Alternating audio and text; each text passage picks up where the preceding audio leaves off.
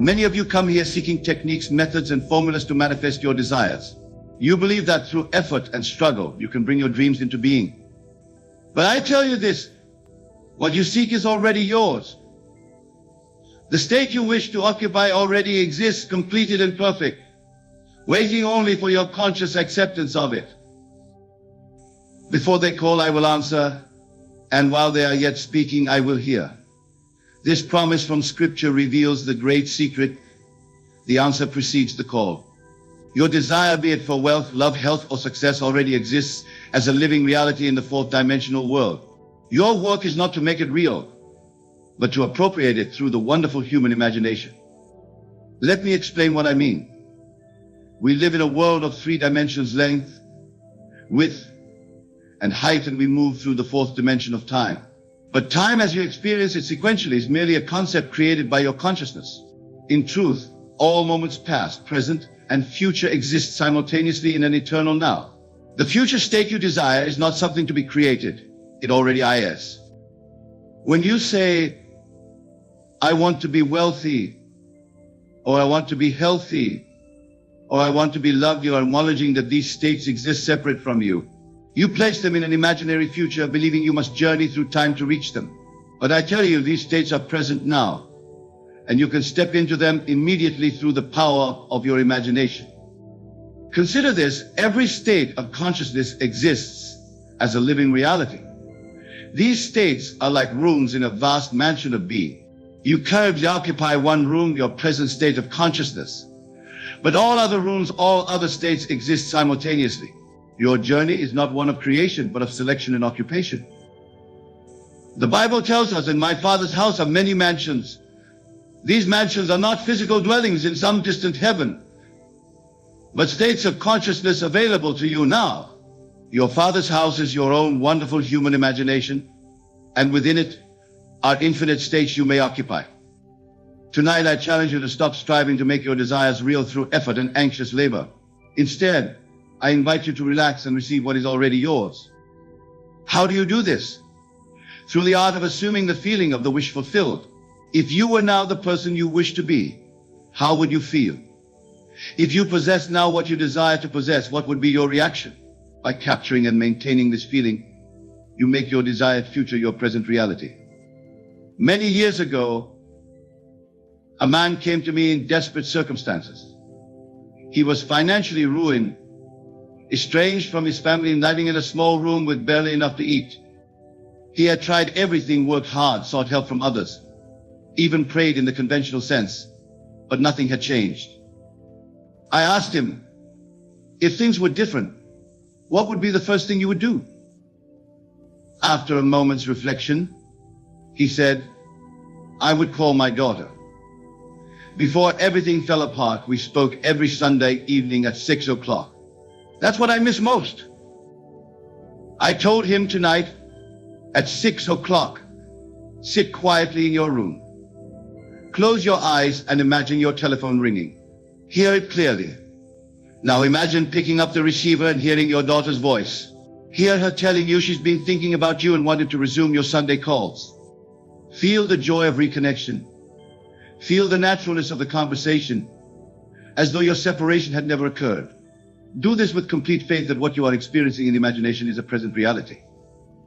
The man followed my instructions, and 3 days later, at 6 in the evening, his telephone rang. It was his daughter speaking almost the exact words he had heard in his imagination. Within a month, their relationship was fully restored, and through a series of events that seemed miraculous, but were in fact lawful, his financial situation reversed completely. What happened? Did this man create a new reality? No, he simply stepped into a state, a mansion that already existed. He relaxed his conscious resistance and received what was already his. Many of you struggle because you are trying to make something happen. You push, you plan, you worry, and you work all to bring about what already exists. Your anxiety and effort actually prevent you from receiving your desire, for they affirm its absence rather than its presence. Come unto me, all ye that labor and are heavy laden, and I will give you rest. These words invite you to cease your struggle and enter the Sabbath of consciousness where all is complete. The Sabbath is not a day of the week, but a state of consciousness where you rest from your labors. The creative process is finished. All states exist. Your task is to select the state that corresponds to your desire and enter it consciously through imagination. Having entered, you rest in the conviction that what you are experiencing imaginatively is now a fact in your world. This brings us to an important point. The feeling of your wish fulfilled must become your dominant feeling. It is not enough to imagine once and then return to your former state of consciousness. You must persist in the new state until it becomes your natural dwelling place. Consider a room filled with the fragrance of roses. When you enter, you are immediately aware of the scent, but remain there long enough and you no longer notice it, not because it has diminished, but because you have become one with it. So it is with a new state of consciousness. At first it feels strange, even unnatural, but persistent, soon it becomes your new normal, and the outer world reshapes itself to match your inner assumption. Now many ask me, how long must I persist before my desire becomes manifest in the three-dimensional world? This question itself reveals a misunderstanding, for it places the fulfillment in time rather than in consciousness. The outer manifestation is not the fulfillment. The inner assumption is the fulfillment. When you truly assume the feeling of your wish fulfilled, you are already in possession of what you desire. Its appearance in time is merely the shadow following the substance. Nevertheless, I understand the practical nature of your question. The time it takes for the outer manifestation to appear depends on two factors: the naturalness of the state to you and the implications involved in the state. By naturalness, I mean how readily you can feel the state to be your present reality without contradiction or doubt. Some states feel closer to your current consciousness than others. A modest increase in income might feel more natural than sudden wealth. Perfect health might feel more accessible than growing a new limb. The more natural the state feels, the more readily it manifests. By implications, I mean the countless adjustments in your world that must occur for your assumption to become a fact. For one person to receive a specific job, certain people must make specific decisions, paperwork must be processed. Perhaps someone else must vacate the position. These are the bridging incidents that must occur, and they unfold in their own time and sequence. But here is the wonderful truth. You need not concern yourself with these implications or how they will unfold. Your task is simply to maintain the assumption that your desire is already fulfilled. The infinite intelligence within you, your own wonderful I am, knows exactly how to bring about the conditions necessary for the outer realization of your assumption. I am the way. This statement from Scripture reveals that your consciousness of being your I am is the path to fulfillment. When you say I am, you are declaring your essential being. Whatever follows those two words becomes your reality. Most people complete this statement unconsciously, saying in effect, I am poor, I am unlucky, I am unwanted. And so they remain. But you can consciously choose what follows I am. When you declare I am wealthy, I am healthy, I am loved, you are selecting a state of consciousness. Persist in these declarations not as affirmations spoken with the lips, but as assumptions felt with the whole being, and you will transform your world. Let me share another experience. A woman attended my lectures who desired marriage. She had dated occasionally but had never found a relationship that promised permanence. After hearing me speak on the law of assumption, she began to imagine herself as a happily married woman. Each night before sleep, she would remove from her imagination her single bed in her small apartment and replace it with a larger bed, which she shared with her husband. She would fall asleep feeling his presence beside her, feeling the weight of a wedding ring on her finger, hearing his breathing in the darkness. During the day, she would pause occasionally and look at her left hand, seeing in imagination the gold band that signified her marriage. She would answer the telephone in her imagination with her married name. In her inner conversations with friends, she would hear herself being addressed as a married woman, and she would feel the naturalness of this state. Within 3 months, she met a man who felt strangely familiar to her, as though she had known him all her life. Their courtship was brief but certain, and within a year of beginning her experiment in consciousness, she was married. The fascinating aspect of this story is that her husband physically resembled the man she had imagined. though she had never consciously constructed his appearance, and their bedroom contained a bed remarkably similar to the one she had imagined. What happened? Did she create her husband through some magical power? No. She entered the state of being happily married merely existed as a living reality. Her consistent assumption drew to her the circumstances, events, and people necessary for its outer expression. Now, some of you might be thinking, this all sounds wonderful, but what about my negative thoughts and doubts? How do I overcome these? This is an important question. Your mind may indeed rebel against your new assumption. It may present evidence from your past or present circumstances that seems to contradict your desired state. This is natural and to be expected. The conscious mind is bound by the evidence of the senses and will initially resist what appears to be a denial of facts. Do not fight these thoughts or try to suppress them. Instead, gently bring your attention back to the feeling of your wish fulfilled. Each time doubt arises, acknowledge it without emotion. Then return to the assumption that your desire is already a reality. It is not the absence of doubts that leads to success, but the ability to persist despite them. Remember, the subconscious mind, which is the creative power, accepts what you consciously assume to be true. It does not argue or question. It simply acts on your dominant impression. By consistently returning to the feeling of your wish fulfilled, you impress this feeling upon the subconscious until it becomes the dominant feeling. This brings us to a profound truth. Relaxation is essential to the successful use of imagination.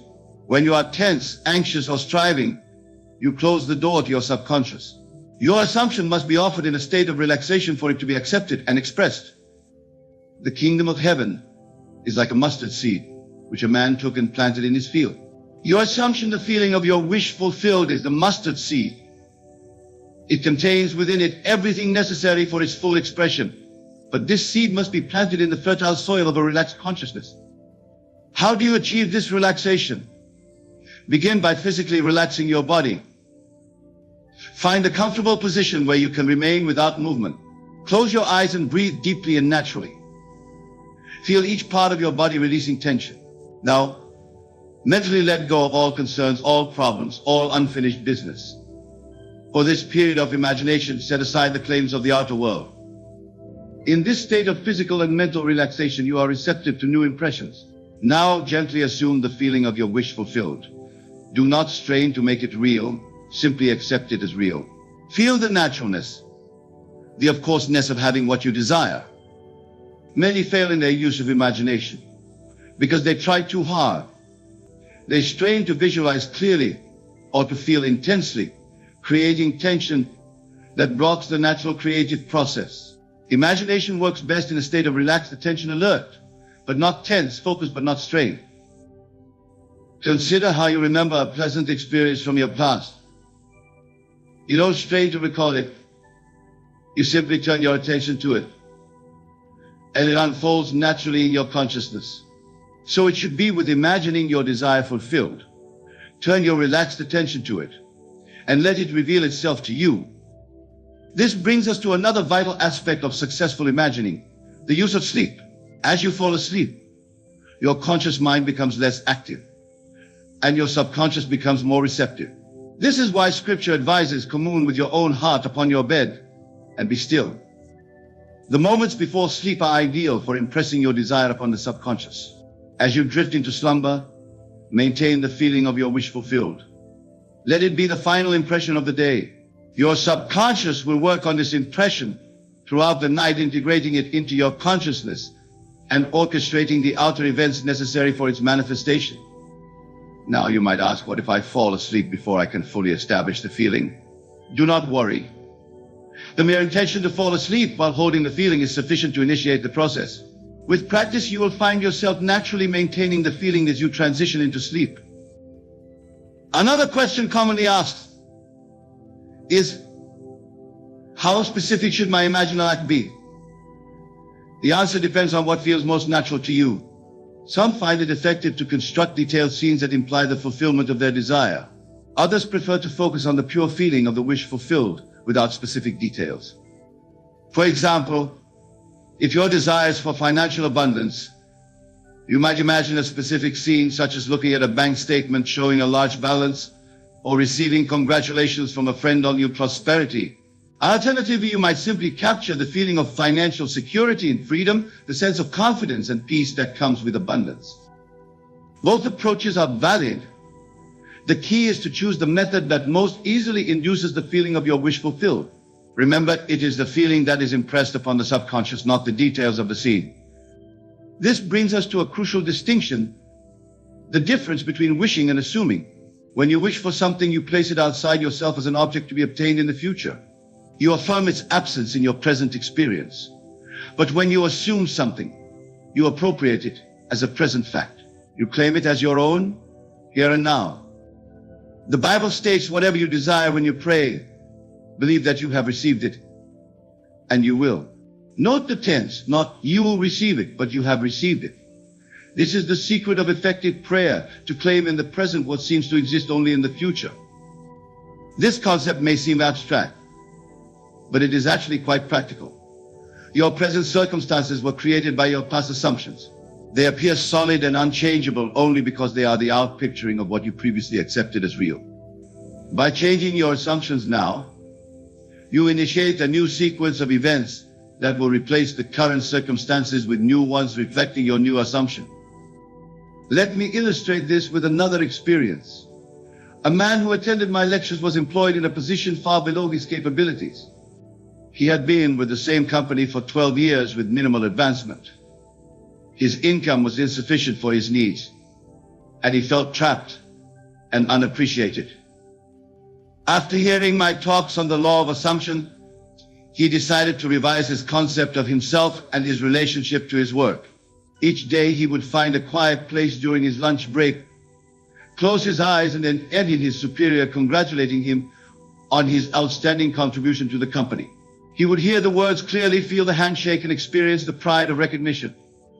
Furthermore, each night before sleep, he would construct a scene implying an increase in income. He chose to imagine looking at his bank deposit slip and seeing a figure twice his current salary. He would feel the paper in his hands, see the amount clearly, and experience the satisfaction of financial increase. For several weeks, nothing changed externally, but he persisted in his assumption. Then events began to unfold in a remarkable way. A reorganization was announced in his company. His department was restructured, and he was assigned new responsibilities. Within 2 months, he was promoted to a management position with a salary slightly higher than the one he had imagined. Now, here is an interesting point. The specific scene he had imagined his superior congratulating him never occurred exactly as he had visualized it.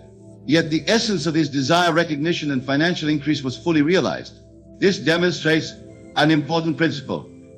The outer conditions may not match your imaginal scene exactly, but they will faithfully reflect the essential feeling of your assumption. This is why I emphasize feeling rather than visualization.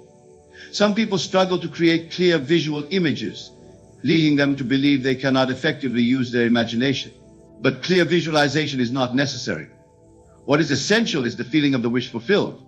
Even without clear pictures, you can capture the feeling of having what you desire, and this feeling, impressed upon the subconscious, will express itself in your outer experience. Now let's address a concern that troubles many, the apparent delay between the inner assumption and the outer manifestation. You may have faithfully assumed the feeling of your wish fulfilled, yet your senses continue to report the old conditions. This seeming contradiction can shake your faith in the law. Remember, the time lag is not a failure of the law, but its normal operation. Just as a seed planted in the ground requires time to germinate and grow before it appears above the surface, so your assumption requires time to develop through the medium of natural events. During this interval between your inner assumption and its outer manifestation, you may experience what I call signs following, subtle indications that the law is at work. You might overhear a conversation relating to your desire, receive information that supports your new state, or experience a shift in your own attitudes and reactions. These signs should be acknowledged as confirmation that your assumption is bearing fruit. However, do not make the mistake of looking for signs as proof that the law is working. Such seeking implies doubt, and affirms the absence of your desire in the present. Instead, maintain your faithful assumption, knowing that the outer confirmation must come in its own time and way. One of the most powerful aspects of the law of assumption is that it frees you from dependency on others. The conventional belief is that you must influence or change others to achieve your goals. If you desire promotion, you must impress your superior. If you desire love, you must attract and convince a specific person to love you. If you desire increased sales, you must persuade more customers to buy. But the law of assumption reverses this process. Instead of trying to change others, you change yourself, your concept of self, and your assumptions about reality. From this changed consciousness, others respond differently to you. Your superior recognizes your value not because you have manipulated him, but because you have assumed a state of consciousness to which recognition is a natural response. Customers are attracted to your product, not because you have convinced them, but because you have assumed the consciousness of success to which increased sales are the natural outcome. Draw nigh to God, and He will draw nigh to you. God in this context is your own wonderful I am, your consciousness of being. As you draw nigh to the feeling of being what you desire to be, that state draws nigh to you, expressing itself through the appropriate channels, individuals, without your conscious orchestra of events. This understanding should bring you great peace. You need not worry about how your desire will be fulfilled or who will help fulfill it. Your task is simply to assume the feeling of the wish fulfilled and to persist in that assumption. The infinite wisdom within you will arrange the means and methods of expression. Now let me address a question that is often asked. What about the desires of others? If I assume a state that involves someone else, am I not manipulating them or interfering with their free will? This question arises from a misunderstanding of consciousness. There is only one consciousness, individualized in all of us. When you assume a state involving another, you are not manipulating a separate being, but shifting your relationship with an aspect of the one consciousness. Let me clarify this with an example. If you desire a harmonious relationship with someone who currently appears hostile or indifferent, you would assume the feeling of friendship and cooperation with that person. You would imagine conversations characterized by mutual respect and understanding. You would feel the naturalness of a pleasant relationship. Are you thereby forcing the other person to change? No, you are changing your conception of the relationship, and the other person, being part of the one consciousness, will reflect this change. They may never know that you have done any inner work. They will simply find themselves responding to you differently, as if by their own volition. This principle applies to all relationships, personal, professional, and casual. By assuming the state of consciousness to which your desired relationship is the normal response, you allow others to express the highest within them in relation to you. Far from manipulating them, you are giving them the freedom to rise above the limitations of past interactions. Now, a word about detachment. Many spiritual teachings emphasize the importance of detachment from desires, leading some to believe that having strong desires is somehow wrong or unspiritual. This is a misunderstanding of true detachment. Detachment does not mean lack of desire or suppression of desire. It means detachment from the means of fulfillment and from anxiety about results. You should have a clear desire, know exactly what you want, and feel the fulfillment of that desire intensely. But you should be detached from how it will come about and when it will appear in your three-dimensional reality. In other words, be focused on the what, but flexible about the how and when. This combination of definite desire and relaxed detachment creates the ideal condition for manifestation.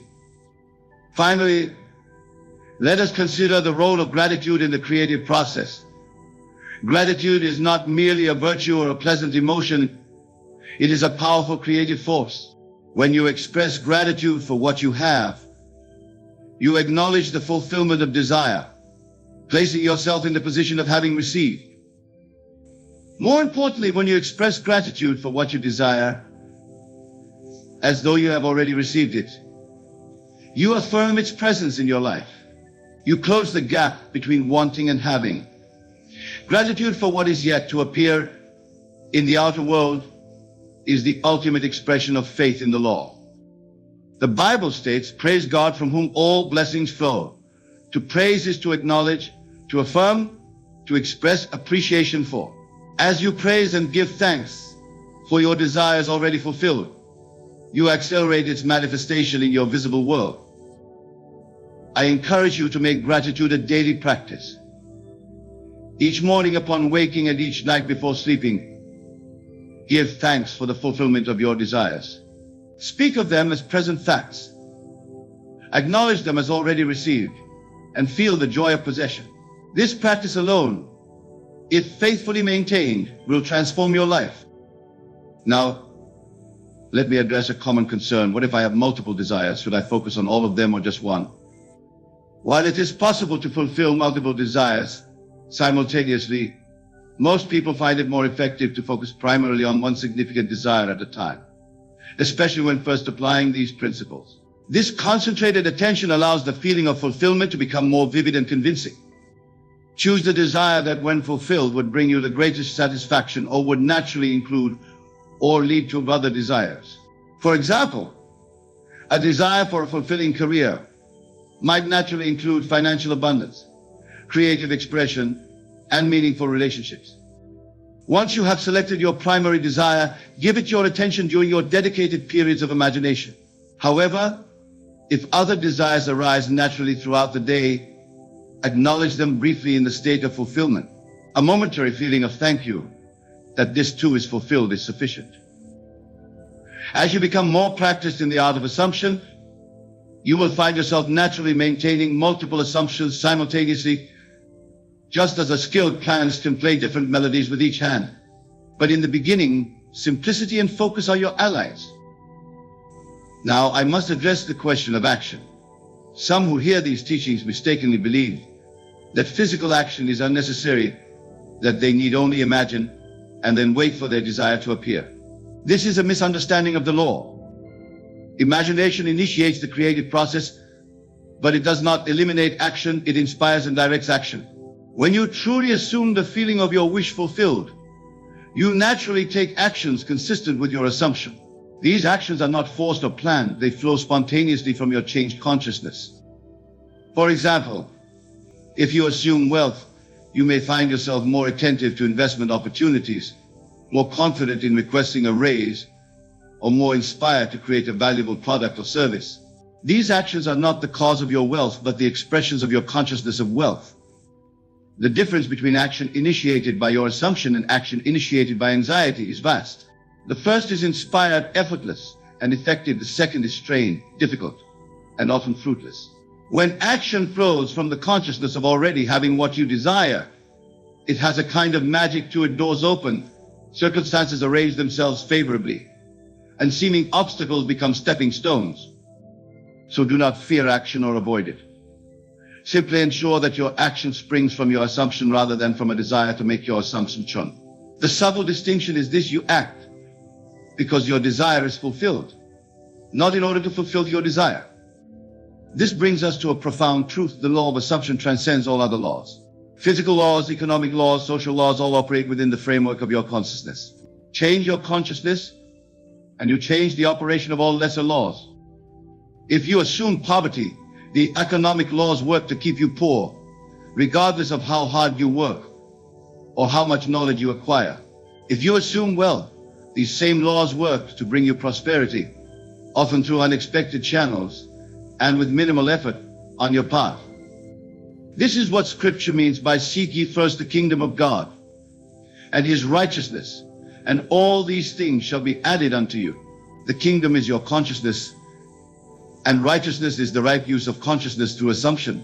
When you place consciousness first, when you faithfully assume the feeling of your wish fulfilled, all other things arrange themselves accordingly. I urge you not to make the common mistake of relegating these principles to the realm of theory or philosophy. They are intensely practical, and when applied, produce definite results in your experience. Do not say these are beautiful ideas, and someday I will try them. Begin now with whatever desire is most present in your awareness. Tonight, as you prepare for sleep, select a desire, something you truly want to be, to do, or to have. Construct a simple scene that would imply the fulfillment of this desire. Perhaps a friend congratulating you, or a glimpse of a document or object that would confirm your achievement. Make it simple, brief, and natural. Now, as you lie in bed, close your eyes and relax completely. Feel your body releasing all tension. Let your mind become quiet, gently setting aside the concerns of the day. In this relaxed state, bring your scene before your mind's eye. Enter it fully, as though it were happening now. See what you would see, hear what you would hear, feel what you would feel. Let the reality of it impress itself upon you.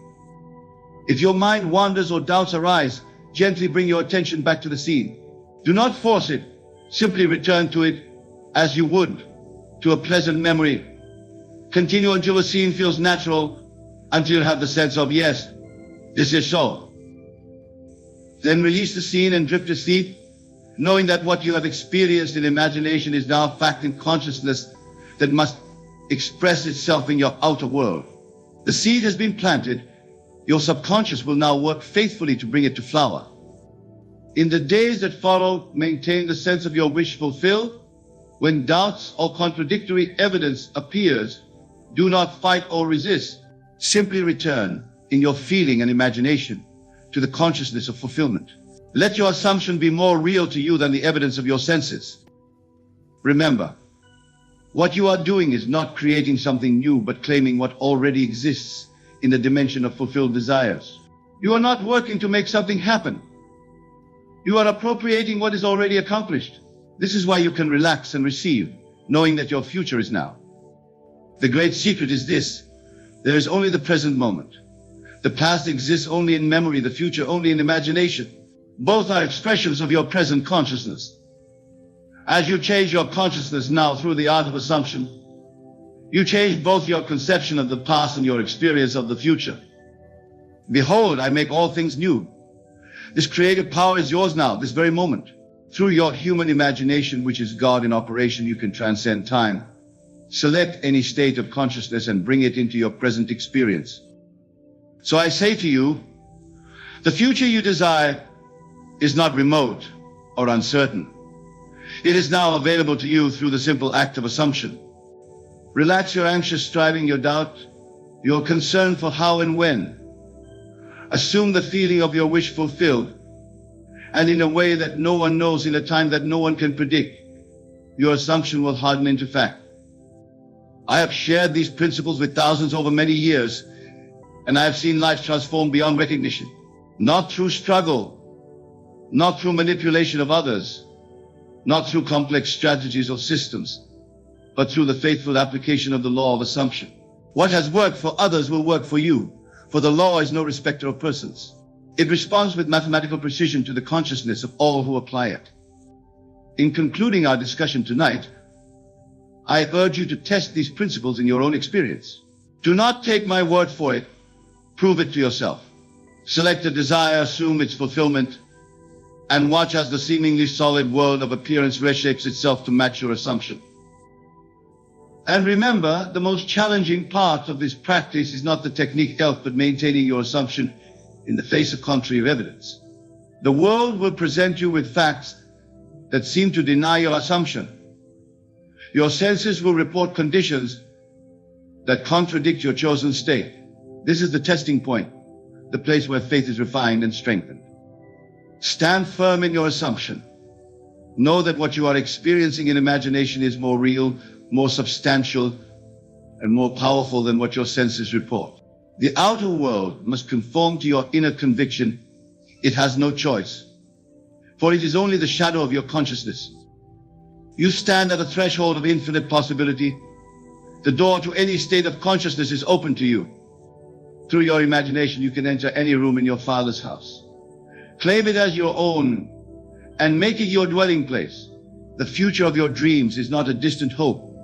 It is a present reality awaiting your recognition and acceptance. Relax and receive what is already yours. The future is now. As we embark on this exploration together, I want you to remember that everything, yes, everything in your world is a reflection of your consciousness. The experiences you encounter, the people you meet, and the circumstances you face are all projections of your inner state. With this fundamental truth in mind, let us delve into the ways in which kindness, when misunderstood or misapplied, can indeed ruin your life, not in the conventional sense, but in a way that will ultimately lead to your transformation and awakening. Let us begin with the first way. Kindness, when stemming from a place of lack or unworthiness, can ruin your life by perpetuating a false self-image.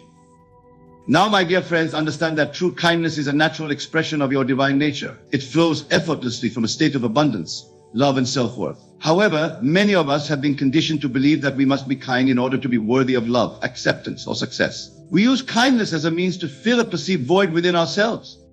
This kind of kindness, let's call it conditional kindness, is not really kindness at all. It is a mask we wear, a performance we put on in hopes of gaining approval, avoiding rejection. When we act from this place, we are not being true to ourselves. We are living in a state of lack, constantly seeking external validation to feel complete. But remember, you are already complete. You are already whole. You are a perfect expression of the divine, lacking nothing. When you perform acts of kindness from this state of lack, you are affirming to the universe that you are incomplete, that you need something outside of yourself to be worthy. And the universe, being the perfect mirror that it is, will continue to reflect this belief back to you. To truly understand this, we must revisit the law of assumption. Whatever you assume to be true, whatever state you occupy in your imagination, must be made manifest in your outer world. If you assume that you need to be kind to be worthy, you will continually find yourself in situations where your worth is questioned, where you feel compelled to prove yourself through acts of kindness. The solution, my friends, is not to cease being kind. Rather, it is to shift your consciousness to a state of completeness, of divine self-worth. From this state, kindness flows naturally, not as a means to an end, but as a joyful expression of your true nature. When you give from your overflow, rather than from a place of lack, you transform not only your own life, but the lives of those around you. Imagine, if you will, that you are a chalice filled to the brim with the purest, most radiant light. This light is your true essence, your divine nature. When you act from this state of fullness, your kindness becomes a natural overflow of this light. It does not deplete you, for you are constantly filled from an infinite source. This is the kindness that transforms, that uplifts, that truly makes a difference in the world. So, my dear listeners, if you find that your acts of kindness are leaving you feeling drained, unappreciated, or somehow less than, pause and examine your state of consciousness. Are you giving from lack or from abundance? Are you seeking to fill a void or expressing your innate completeness? Remember, the outer world is but a reflection of your inner state. Change your concept of self, and you change your world. Now, let us move on to the second way in which kindness, when misunderstood, can ruin your life. Kindness, when used as a means of avoiding conflict or suppressing your true feelings, can lead to a life of quiet desperation and unfulfillment. Many of us have been taught that being kind means always putting others first, never saying no, and avoiding any form of conflict. We smile and nod when we want to scream. We agree when we desperately want to disagree. We say yes when every fiber of our being is crying out to say no. This, my friends, is not kindness. This is self-betrayal masked as virtue. True kindness, rooted in self-love and authenticity, sometimes requires us to set boundaries, to speak our truth, even when it may cause temporary discomfort. When we consistently suppress our true feelings and desires in the name of being kind, we are denying our own divine nature. We are telling the universe that our needs, our desires, our very essence is less important than maintaining a facade of harmony. But remember, you are here to be fully, gloriously, unabashedly you. You are a unique expression of the divine with your own desires, your own path, your own purpose. When you consistently deny this in the name of misguided kindness, you are not only doing yourself a disservice, but you are denying the world the gift of your authentic self. Imagine, if you will, a beautiful instrument, perhaps a violin of the finest craftsmanship. This violin was created to produce the most exquisite music. But what if, in the name of kindness, this violin never allowed itself to be played? What if it remained silent, fearing that its music might disturb others or create conflict? The world would be robbed of its beautiful melodies, and the violin would never fulfill its purpose. You, my dear friends, are like this violin. You have within you a unique song, a divine melody that only you can play. When you silence yourself in the name of misguided kindness, you deny the world your music. You deny yourself the joy of full self-expression. So how do we remedy this? The answer lies, as always, in our consciousness. We must shift our concept of kindness from one of self-denial to one of authentic self-expression. True kindness includes kindness to oneself. It includes honoring your own needs, speaking your truth, and allowing yourself to be fully seen and heard. This doesn't mean becoming selfish or inconsiderate of others. Rather, it means finding a balance between honoring yourself and considering others. It means recognizing that your needs and feelings are just as valid and important as anyone else's. It means understanding that by being true to yourself, you give others permission to do the same. When you operate from this state of authentic kindness, you'll find that your relationships become deeper, more genuine. You'll attract people who appreciate and respect the real you, not just the agreeable facade you've been presenting. You'll find yourself in situations that truly align with your desires and values, rather than those you've reluctantly agreed to out of a misplaced sense of obligation. Remember, the world doesn't need another martyr. The world needs you, the real, authentic, fully expressed you. That is the greatest kindness you can offer.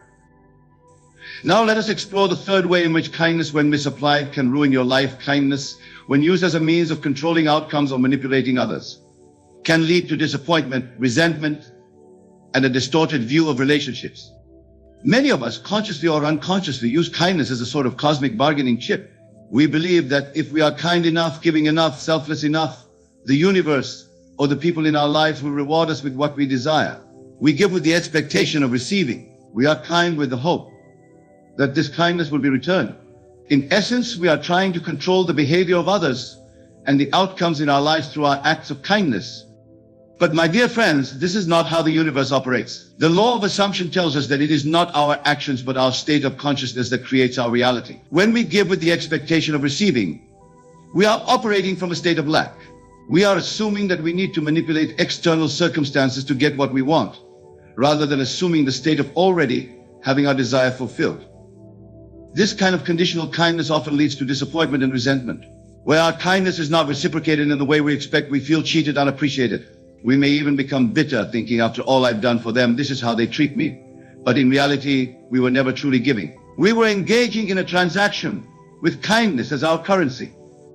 True kindness, my friends, comes with no strings attached. It is not a means to an end, but an end in itself. It is a natural expression of our divine nature, flowing from a state of abundance and love. When we give from this state, we do so joyfully, with no expectation of return. We give because giving is its own reward. Imagine, if you will, a beautiful rose bush in full bloom. Does the rose demand anything in return for its beauty? Does it withhold its fragrance from those who do not appreciate it enough? No, the rose simply is. It blooms because that is its nature. Its beauty and fragrance are given freely to all who pass by, whether they stop to admire it or not. You, my dear listeners, are like this rose. Your kindness, your love, your divine essence is meant to be expressed freely, not as a means of control or manipulation, but as a natural overflow of who you truly are. To shift from conditional kindness to true unconditional kindness, we must once again turn to our imagination. We must assume the state of already having all that we desire. From this state of completeness, of abundance, kindness flows naturally with no need for reciprocation. Imagine yourself as a being of pure light, radiating love and kindness in all directions. This light doesn't discriminate. It doesn't calculate. It simply shines because that is its nature. From this state, your kindness becomes a gift to yourself as much as to others. It becomes a joyful expression of your true nature rather than a means to an end. When you operate from this state, you'll find that your relationships transform. You'll no longer feel the need to keep score or expect anything in return for your kindness. You'll be free to give without attachment, to love without condition. And paradoxically, you'll likely find that you receive more than ever before. Not because you're manipulating others through kindness, but because you're aligning yourself with the abundant, giving nature of the universe. Now let us delve into the fourth and final way in which kindness, when misunderstood, can ruin your life. Kindness, when it becomes a fixed identity rather than a fluid expression, can limit your growth and prevent you from fully embodying all aspects of your divine nature. Many of us, in our quest to be good people, latch onto kindness as a primary identity. We pride ourselves on being the kind one, the nice guy, the one who always helps others. While this may seem noble on the surface, it can actually become a cage that limits our full self-expression and prevents us from growing into the multifaceted beings we truly are. You see, my dear friends, you are not just kind. You are not just any one thing. You are a divine, infinite being capable of embodying all states of consciousness. You contain within you the potential for every human quality and experience. When you fixate on kindness as your primary identity, you may inadvertently suppress other aspects of yourself that are equally valid and necessary for your growth and the fulfillment of your purpose. There are times when we need to be firm, when we need to say no, when we need to express anger or disappointment. There are times when we need to be selfish in order to honor our own needs and boundaries. There are times when we need to be competitive, assertive, or even ruthless in pursuit of our goals. All of these states are part of the human experience, and all have their place in a fully lived life. But if we've built our identity around being the kind one, we may find ourselves unable to access these other states when they're needed. We may struggle to stand up for ourselves, to compete effectively, to express our anger in healthy ways. We may find ourselves stuck in situations that no longer serve us because we're afraid that leaving or saying no would be unkind. Remember, my friends, that consciousness is fluid. It is ever changing, ever evolving. Your true identity is not any fixed state or quality, but the awareness that can embody all states. You are the actor who can play any role, the artist who can paint with all colors. To truly understand this, we must once again turn to the power of imagination. I want you to close your eyes for a moment and imagine yourself as a vast, clear sky. In this sky, various clouds form and dissipate, clouds of kindness, clouds of anger, clouds of joy, clouds of sadness. Notice how the sky remains unchanged, unaffected by the clouds that pass through it. It doesn't cling to the gentle, wispy clouds and reject the dark, stormy ones. It simply allows all clouds to form and pass. You are this sky. Your true self, your I am, is this vast, unchanging awareness. Kindness, like all states, is simply a cloud passing through you. It is an expression of you, but it is not you. When you truly understand and embody this truth, you free yourself from the limitations of any fixed identity. You become able to express kindness when kindness is called for, firmness when firmness is needed, anger when anger is appropriate. You become fluid, adaptable, able to meet each moment with exactly what's required. This doesn't mean that kindness becomes less important or less valuable. On the contrary, when kindness is no longer a fixed identity but a chosen expression, it becomes more genuine, more powerful. It becomes a conscious choice rather than a compulsive behavior or a means of maintaining an image. Imagine, if you will, a skilled martial artist. This martial artist is capable of great power and even violence when necessary. But it is precisely because they have cultivated this power that they can also choose gentleness. Their kindness is not born of weakness or fear, but of strength and conscious choice. You, my dear listeners, are like this martial artist. By embracing all aspects of your being, by allowing yourself to embody all states, you actually enhance your capacity for true kindness. You become kind not because you must, not because it's your only option, but because you choose to be in each moment. So how do we put this into practice? How do we free ourselves from the limitations of kindness as a fixed identity while still embracing kindness that is a mere beautiful expression of our divine nature? The key, as always, lies in our imagination. Begin by imagining yourself as that vast, clear sky, allowing all states to pass through you without clinging to any of them. Practice embodying different states in your imagination. Feel what it's like to be kind, then to be firm, then to be angry, then to be joyful. Notice how the awareness behind all these states, remain unchanged. In your daily life, start paying attention to the states you embody. Are there situations where you default to kindness out of habit or fear, even when another response might be more appropriate? Practice allowing yourself to respond authentically in each moment, rather than always falling back on kindness as a default. Remember, this is not about rejecting kindness. It's about freeing kindness from the confines of a fixed identity and allowing it to become a fluid, authentic expression of your true self. As you practice this, you may find that your kindness actually becomes more powerful and genuine. You may find that you're able to set boundaries more effectively, to say no when necessary, to stand up for yourself and others in ways you couldn't before. You may find that you're able to pursue your goals with more determination and focus, knowing that you can be kind and assertive, gentle and strong. My dear friends, as we come to the end of our exploration of these 4 ways in which kindness, when misunderstood, can ruin your life, I want to emphasize that this is not an indictment of kindness itself. Kindness, in its truest form, is a beautiful expression of our divine nature. It has the power to transform lives, to heal wounds, to bridge divides. What we've been discussing is not kindness itself, but the misunderstandings and misapplications of kindness that can limit us and keep us from fully expressing our true selves. By recognizing and moving beyond these limitations, we actually enhance our capacity for genuine kindness. Let us recap what we've discovered. First, we learned that kindness stemming from a place of lack or unworthiness can perpetuate a false self-image. The solution is to shift our consciousness to a state of completeness and divine self-worth, allowing kindness to flow naturally from our overflow. Second, we explored how kindness used as a means of avoiding conflict or suppressing our true feelings can lead to weak desperation. We learned that true kindness includes kindness to oneself, honoring our own needs and speaking our truth. Third, we discussed how kindness used as a means of controlling outcomes or manipulating others can lead to disappointment and resentment. We discovered that true kindness comes with no strings attached, flowing freely from a state of abundance.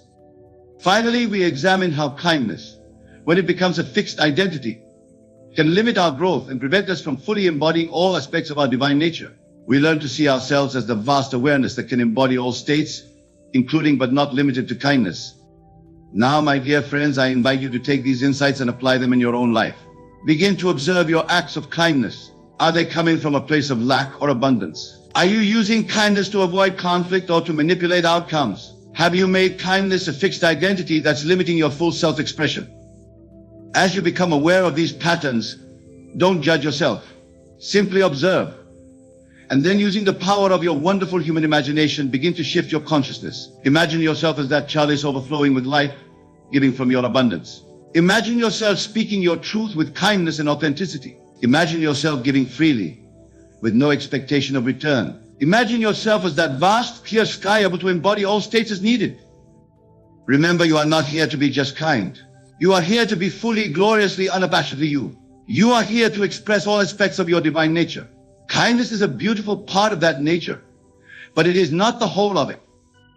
As you liberate kindness from misunderstanding and limitation, you'll likely find that your capacity for true kindness actually expands.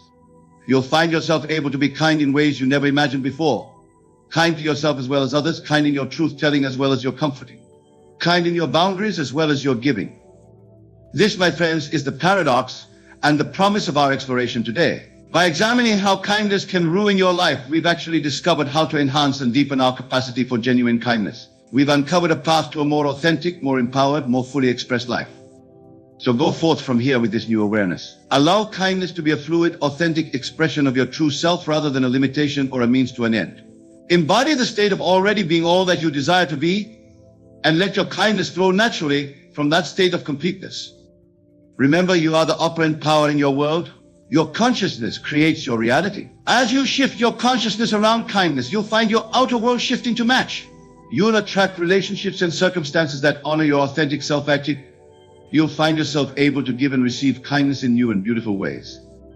This is the promise and the invitation I leave you with today. It is the call to step fully into your power as a divine creator, to embody all aspects of your true nature, including but not limited to kindness. It is the opportunity to transform not only your own life, but the lives of all those you touch. For when you express kindness from a place of wholeness, authenticity, and conscious choice, you become a living example of what's possible. You inspire others to do the same. And in this way, one person at a time, we can transform our world. So go forth, my dear friends, and be kind, not because you should, not because you must, but because you choose to, from the infinite wellspring of your divine nature. Be kind, and be all else that you are as well. For in embracing the fullness of your being, you fulfill your highest purpose and express your truest self. Thank you. And may your journey of self-discovery and authentic expression bring you to the full realization of your divine natures and the complete manifestation of your heart's desires. Have you ever wondered why some people seem to have everything they desire, while others struggle their entire lives? The difference isn't luck, intelligence, or even hard work. It's something far more powerful, something I discovered that transformed my life in just 7 days. Today, I'm going to share with you the 5 habits that will revolutionize your existence. But before I do, I need you to understand something crucial. Everything you're about to hear has been tested, proven, and verified not just by me, but by thousands who have applied these principles. Let's start with habit number 1.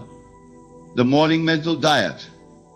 This habit alone has the power to reshape your entire reality. Here's exactly how to do it. When you first wake up, don't move. Keep your eyes closed. For the next 15 minutes, you're going to enter what I call the creation zone. In this state, your brain waves are perfectly aligned for programming your subconscious mind. Begin by feeling your desired reality. Notice I'm not saying visualize, I'm saying feel. If you want financial abundance, feel the sensation of checking your bank account and seeing millions. Feel the texture of the leather seats in your dream car. Feel the ocean breeze on your face as you sit on the balcony of your beach house. I remember when I first started this practice, I was sleeping on a hard mattress in a cramped room, but every morning I would feel the sensation of waking up in my dream home. I felt the plush carpet under my feet, the warmth of the morning sun streaming through floor to ceiling windows, the peace of achieving everything I desired. Within days, my external reality began shifting to match my internal experience. This isn't coincidence, it's law. Habit number 2, the constant state. This habit is about maintaining your desired state throughout the day. Most people let their circumstances dictate their state of mind. We're going to reverse that. When you walk, walk as if you've already achieved everything you desire. When you talk, speak from the perspective of someone who has it all. When you breathe, breathe as if you're already living your dream life. This isn't pretending. It's assuming the natural state of who you really are. Think about how you'd carry yourself if you were already successful. How would your posture be? How would you interact with others? How would you respond to challenges? I practice this everywhere, at the grocery store, in meetings, while driving. Instead of letting my current circumstances affect my state, I maintained the feeling of my wish fulfilled. The results were immediate and astounding. Habit number 3, the financial feeling.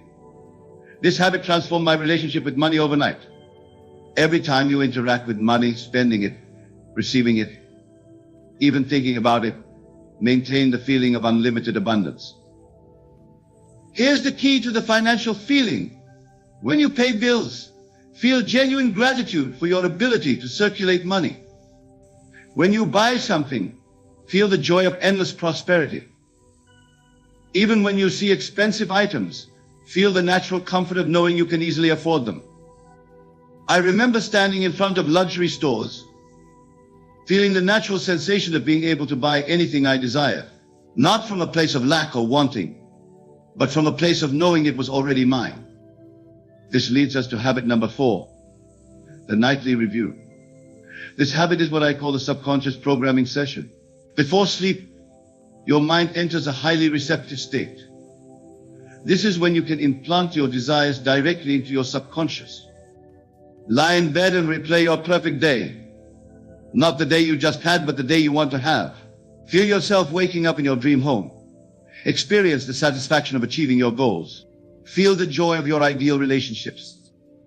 I would lie there feeling the sensation of closing million-dollar deals, of impacting thousands of lives, of living in complete abundance. I didn't just imagine these scenes, I felt them with every fiber of my being. The 5th habit is what I call the identity shift. This is perhaps the most powerful of all. Instead of trying to change your circumstances, you change who you are at the core level. Most people try to change their lives from the outside in. They think if I get more money, a better job, or a perfect relationship, they'll finally become the person they want to be. But that's backwards. You must first become that person in your mind. Feel what it's like to be confident, successful, and fulfilled. Don't ask yourself what you need to do to become successful.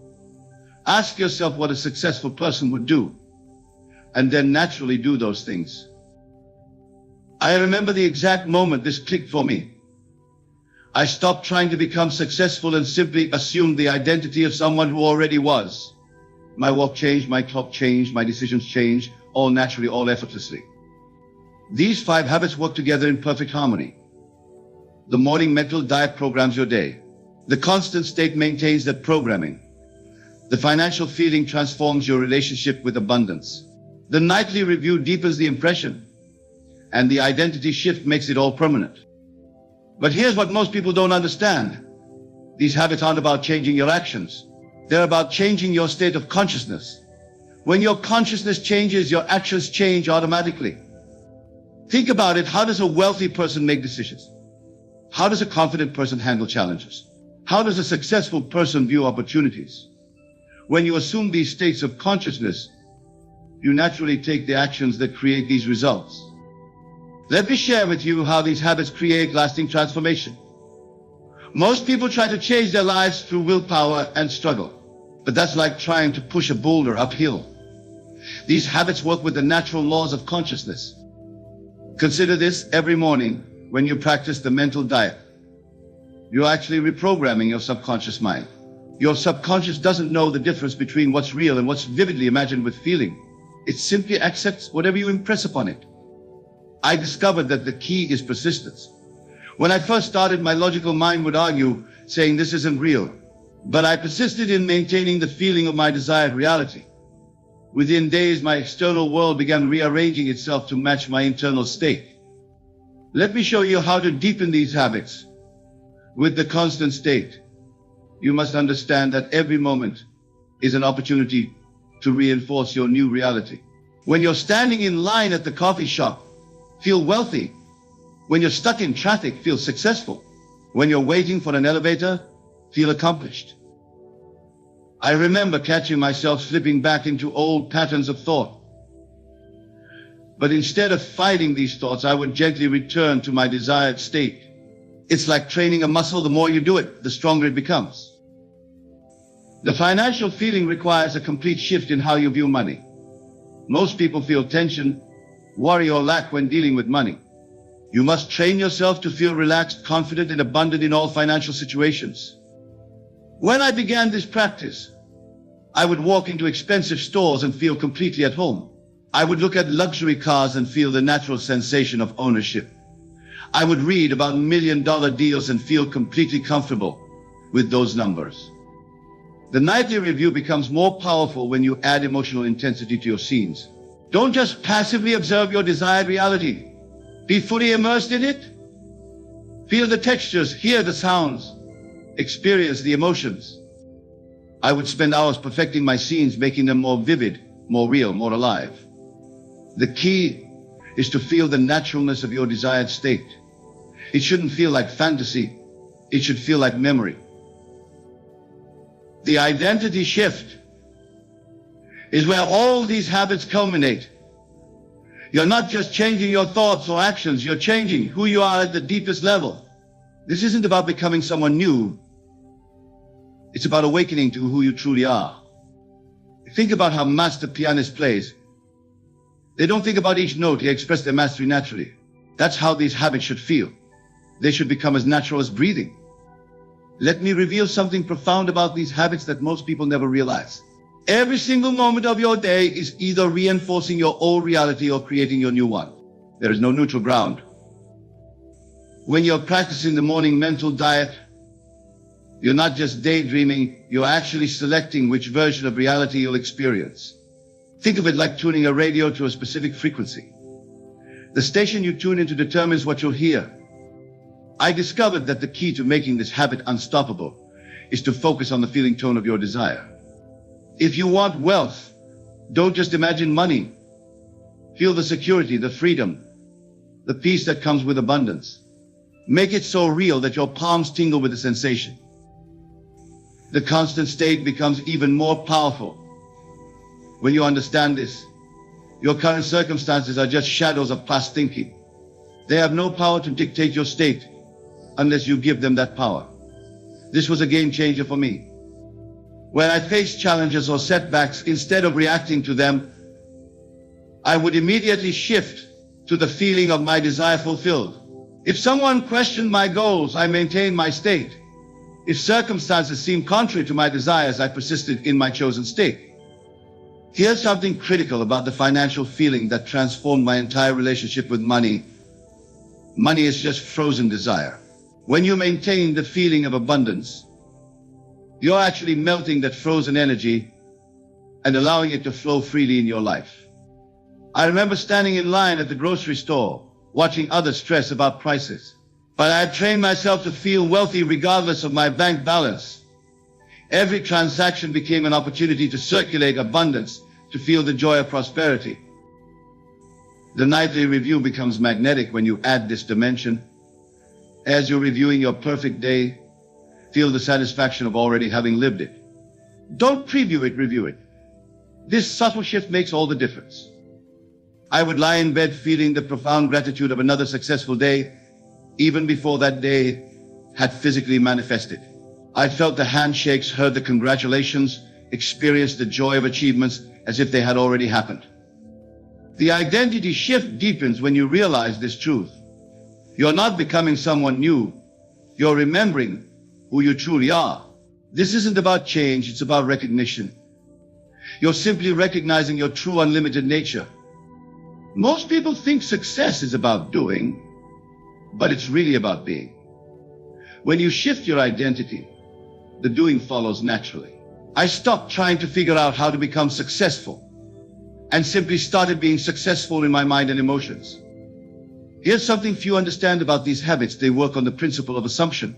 When you assume something is true, your subconscious mind must make it so. It has no choice. It's like giving it a direct command. Let me share something revolutionary about these habits that changed everything for me. Most people think time is linear, that tomorrow comes after today. But when you master these habits, you realize time is actually simultaneous. All possibilities exist now. The morning mental diet becomes exponentially more powerful when you grasp this. You're not creating something new. You're selecting from infinite existing possibilities. Every morning, as you lie there feeling your desired reality, you're actually tuning into a version of you that already has everything you want. I discovered that consistency is crucial.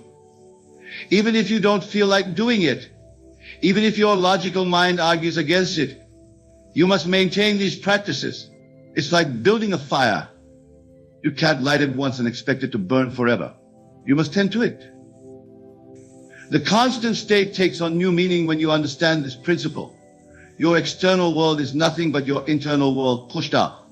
Everything you see, every person you meet, every circumstance you encounter is simply showing you your previous state of consciousness.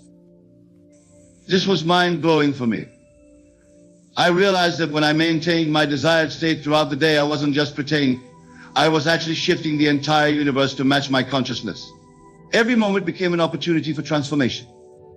Let me share a deeper aspect of the financial feeling that most never grasp.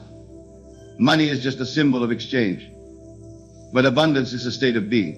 When you maintain the feeling of abundance, you're not just attracting money, you're becoming the very essence of prosperity. I remember walking into stores and feeling completely different about prices.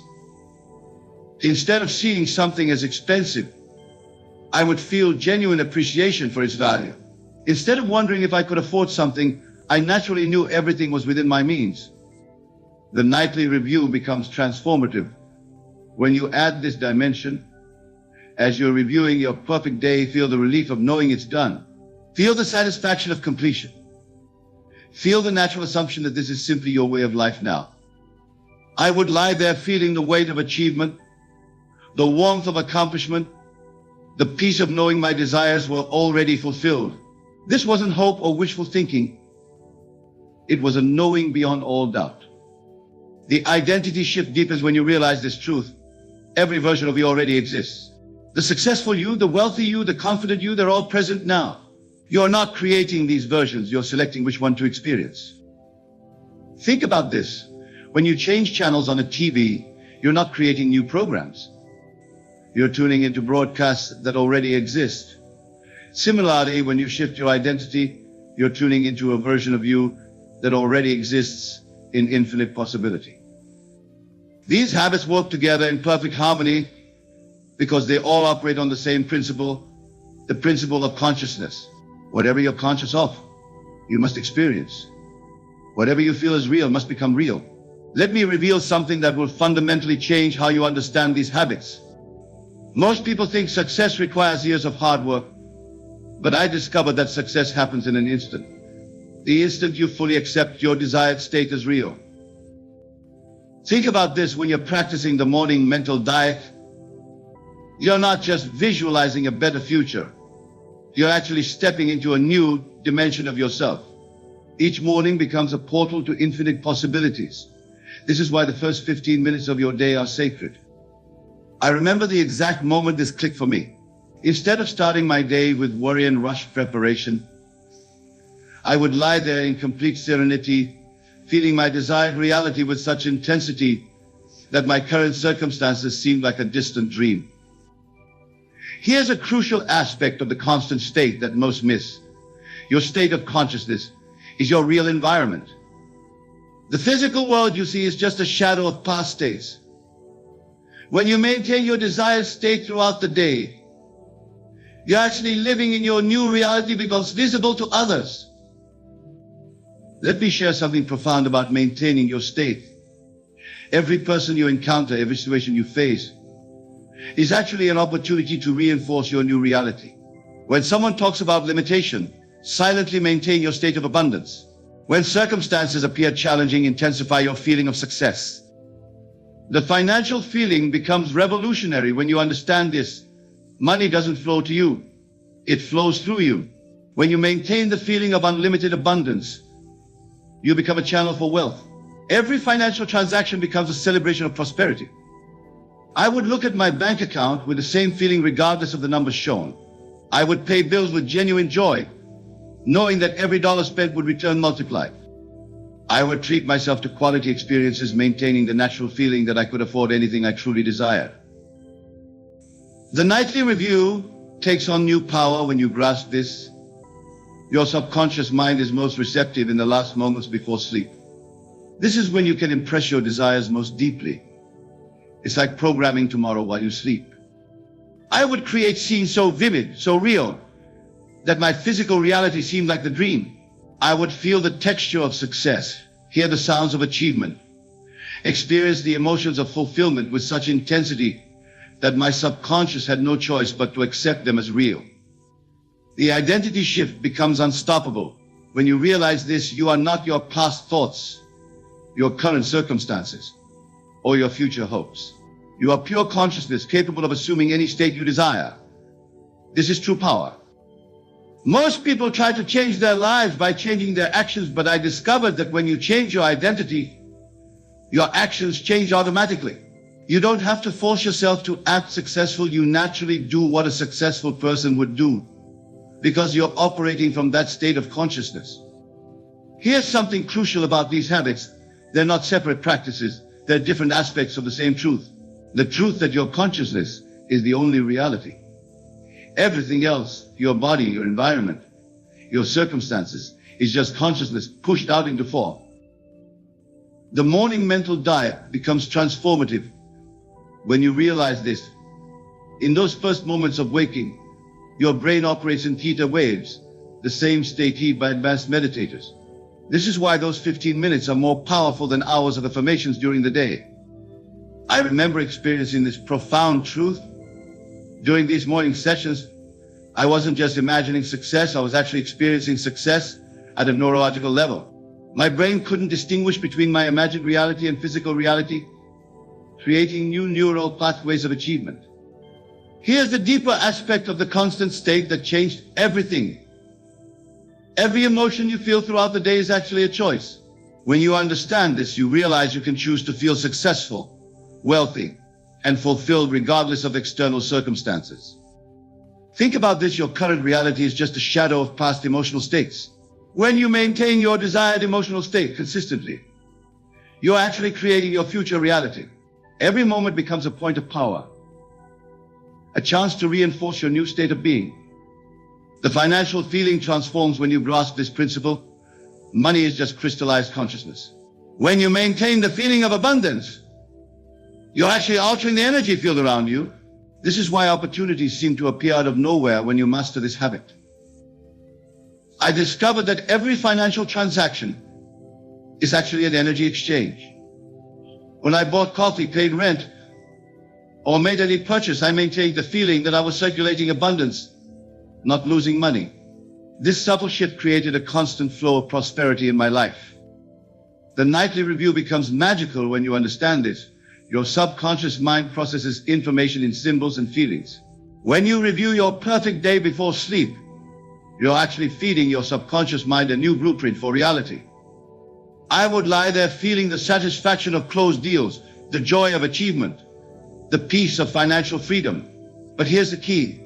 I wouldn't just imagine these scenes, I would feel them with such intensity that my body responded. as if they were actually happening. The identity shift reaches new depths when you realize this truth. Your identity isn't something you create. It's something you select from infinite possibilities.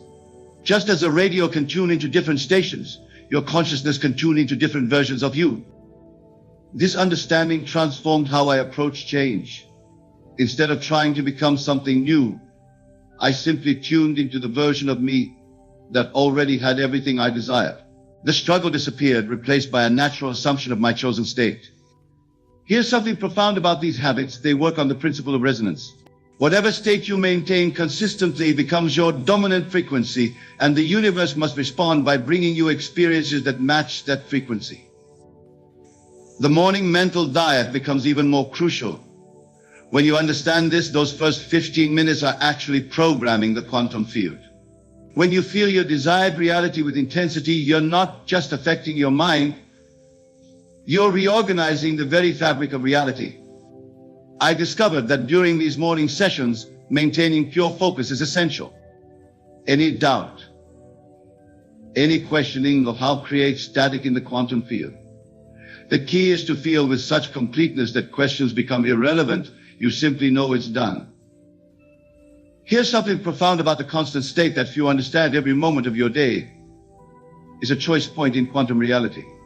Each time you maintain your desired state despite contrary evidence, you're actually collapsing quantum possibilities into your chosen reality.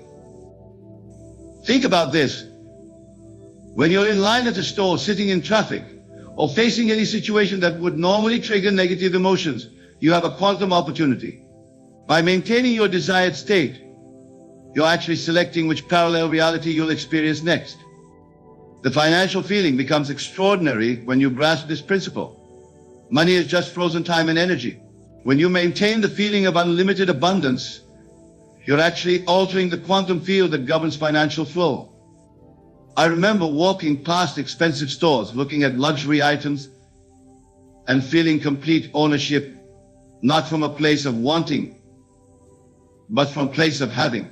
This wasn't pretense, it was selecting from infinite quantum possibilities the reality where these things were already mine.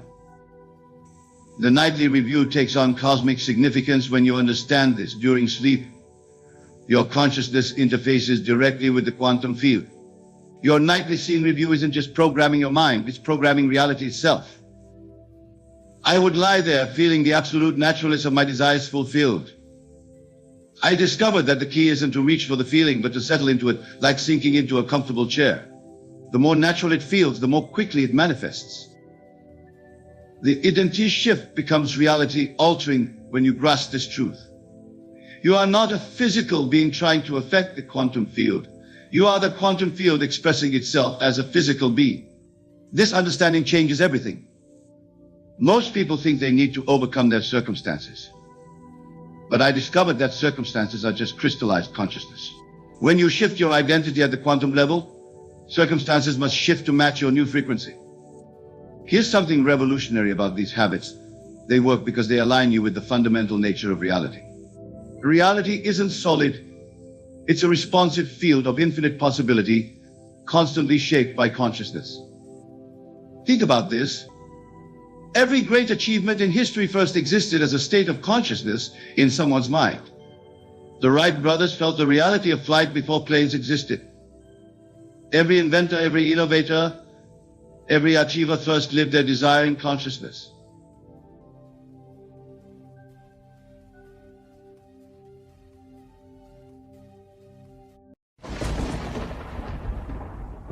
My friends, this time the blessing will be so big you will be left speechless.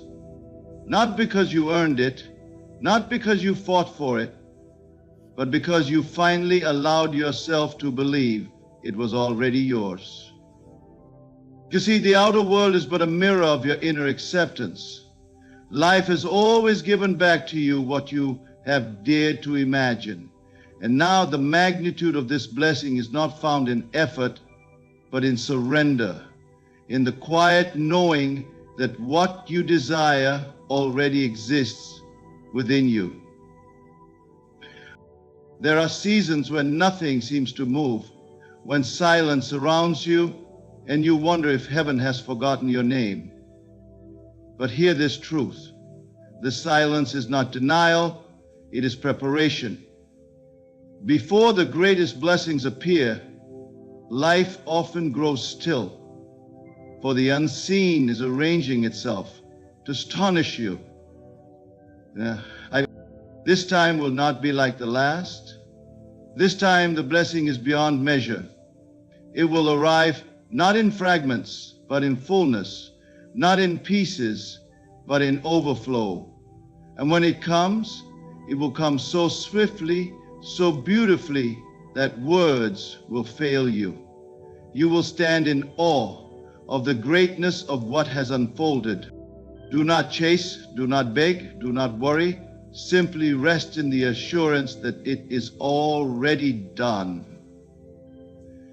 Your imagination, your faith, is the womb of creation. And as you hold the feeling of the wish fulfilled, the unseen bends itself to your vision. This blessing will not just meet your need, it will surpass every expectation. It will leave you speechless because it is bigger than anything you could have planned. This time, life will prove to you that what you carry within is far greater than what you see without. So prepare your heart. Live today as though it has already happened. Walk with the joy of one who has received. And soon, the visible will align with your invisible conviction. This blessing, this time, is too big to be ignored. And when it arrives, you will know it was always waiting for you. Imagination creates reality, and whether you are conscious of it or not, every event in your life is born first in the unseen chambers of your mind. Whatever you dare to accept inwardly with conviction, sooner or later must appear outwardly in your world. Most people live as if the physical world is the cause and they are merely reacting to what already exists. They look at circumstances, they judge by appearances, and then they allow those appearances to dictate what they believe is possible. Yet the truth is the exact opposite. The outer world is nothing more than a mirror, faithfully reflecting the state of your inner acceptance. If you wish to change the outer picture, you must first alter the inner vision. When you imagine something with feeling, you are planting a seed in the fertile soil of your consciousness. That seed may be invisible to the senses, but it is as real as any seed placed in the ground. Just as the earth knows how to bring forth a tree from a tiny kernel, so does life know how to bring forth your imagined state into visible form. The law does not fail. It cannot fail, for imagination is the creative power itself. But here lies the secret. It is not mere daydreaming or idle wishing that brings results, but the acceptance of the desire as already true. The moment you feel yourself in possession of what you long for, the invisible world begins its work. To accept something inwardly means to take it into your consciousness as though it were already accomplished. This is not a passive acceptance, but an active assumption. You deliberately clothe yourself in the feeling of the wish fulfilled. You may not know how it will come or through whom it will arrive, but you rest in the conviction that it already belongs to you. This inner acceptance is the real act of creation. What follows in the physical world is only the unfolding of what has already been finished in imagination. Think of every achievement you have ever made, every experience you have lived. Before it became fact, it was first an image within your mind. A house you live in was once a thought in an architect's imagination. The job you hold, the relationships you have, even the clothes you wear. All of these were ideas before they became physical realities. Nothing enters your life by accident. Every detail is shaped by what you dare to imagine and accept as true. Many people sabotage themselves because they imagine negative outcomes more vividly than they imagine blessings. They worry. They replay scenes of fear. They live in states of doubt. And because imagination creates reality without judgment, life reflects back to them the very thing they dread. But you are free at any moment to shift the inner picture.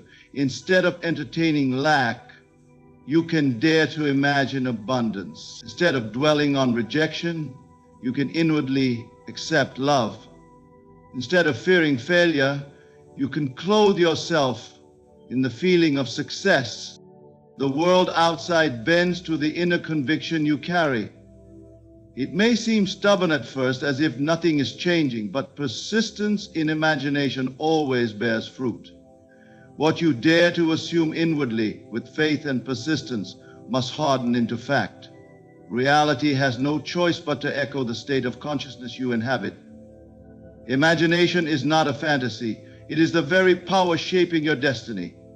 What you accept inwardly today is the life you will walk into tomorrow. This blessing is different. It does not resemble the smaller victories or the quiet gifts you have received before. Those were but whispers of what was possible, small signs pointing toward the greater promise. But this time, the blessing carries a magnitude beyond your expectations.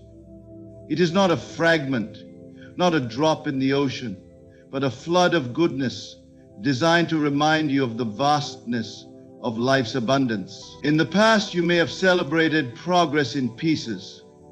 A door that opened here, a small opportunity there, a little relief after a long struggle.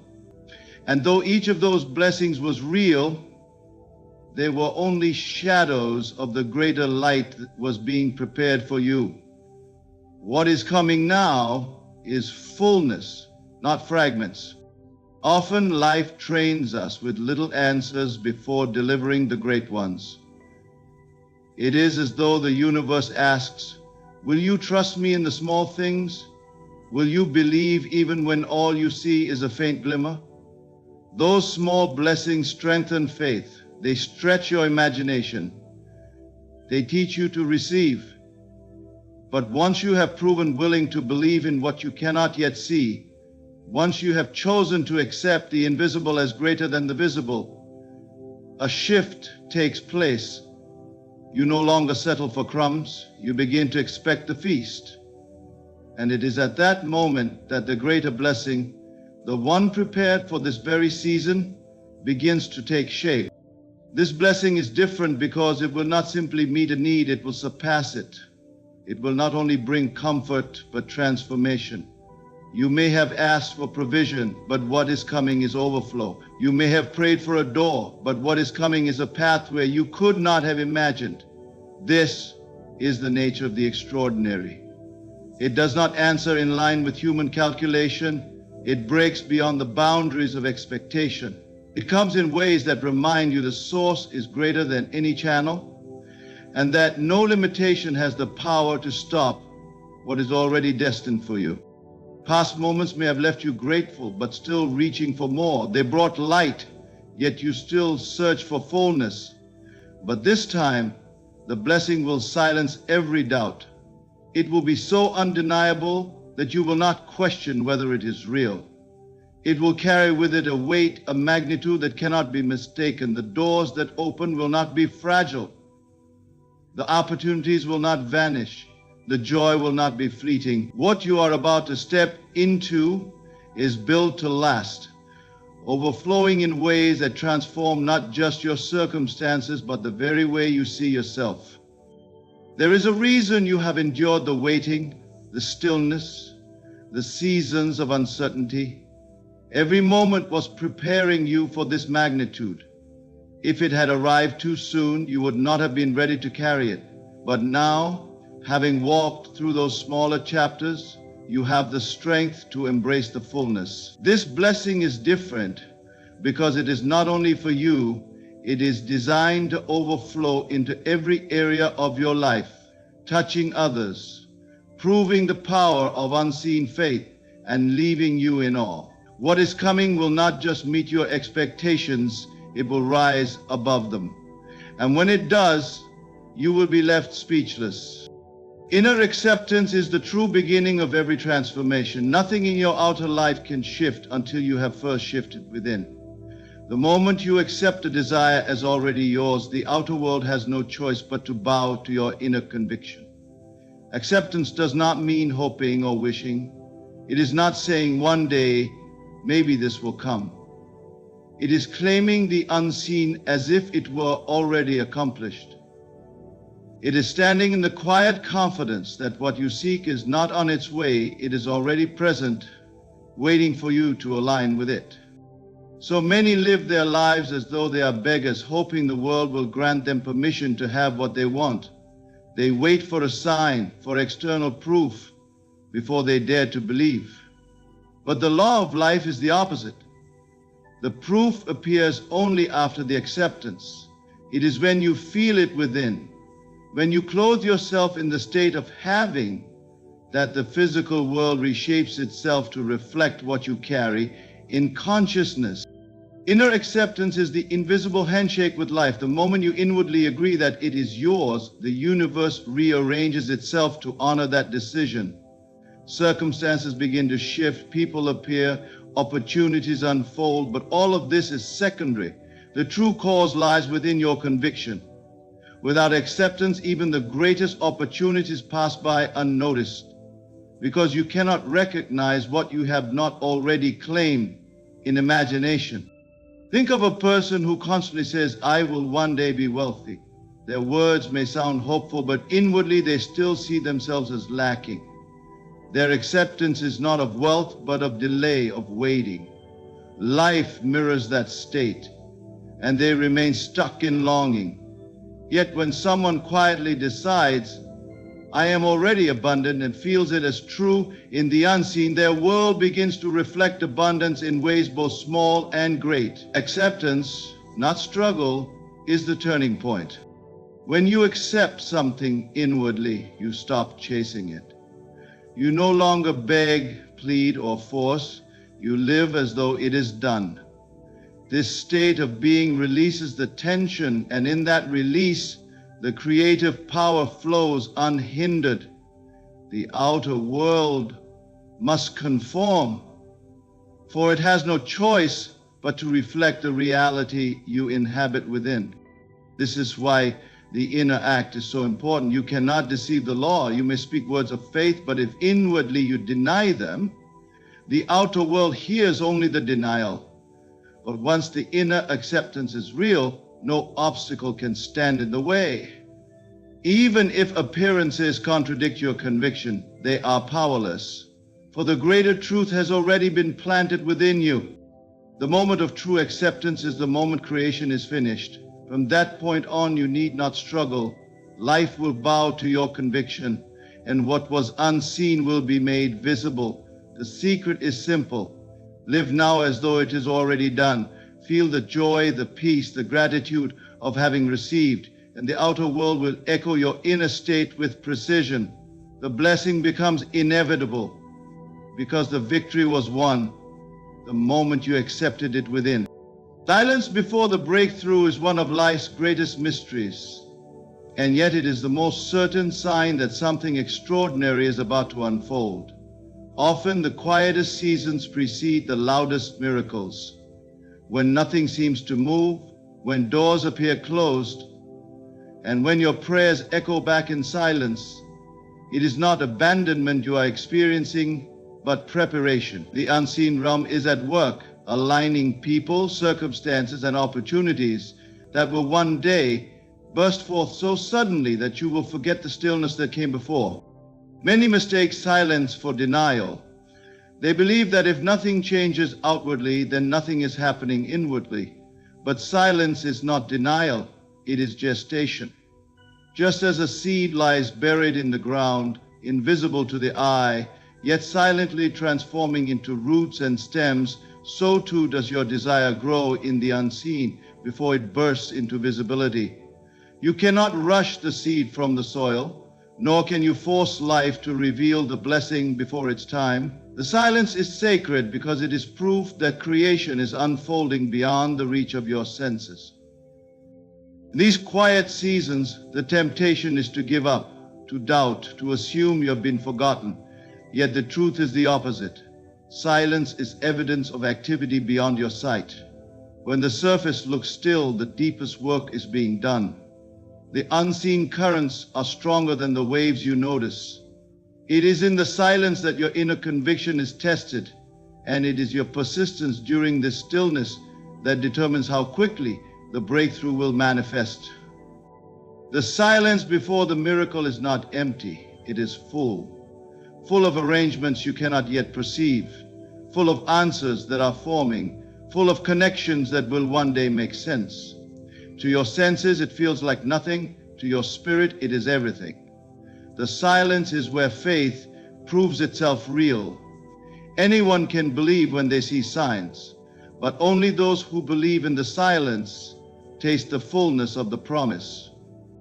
When a great symphony is about to reach its climax, there is often a pause, a breath, a moment of stillness before the sound explodes in power. That pause is not a mistake, it is intentional. It prepares the ear, it builds anticipation, and it makes the climax all the more breathtaking. So too in life. The silence is the pause before the music of your breakthrough fills the air. Without the pause, the miracle would not carry the same power. You may be in such a season now, where prayers feel unanswered, where nothing seems to shift. Do not despise the silence. Do not mistake it for defeat.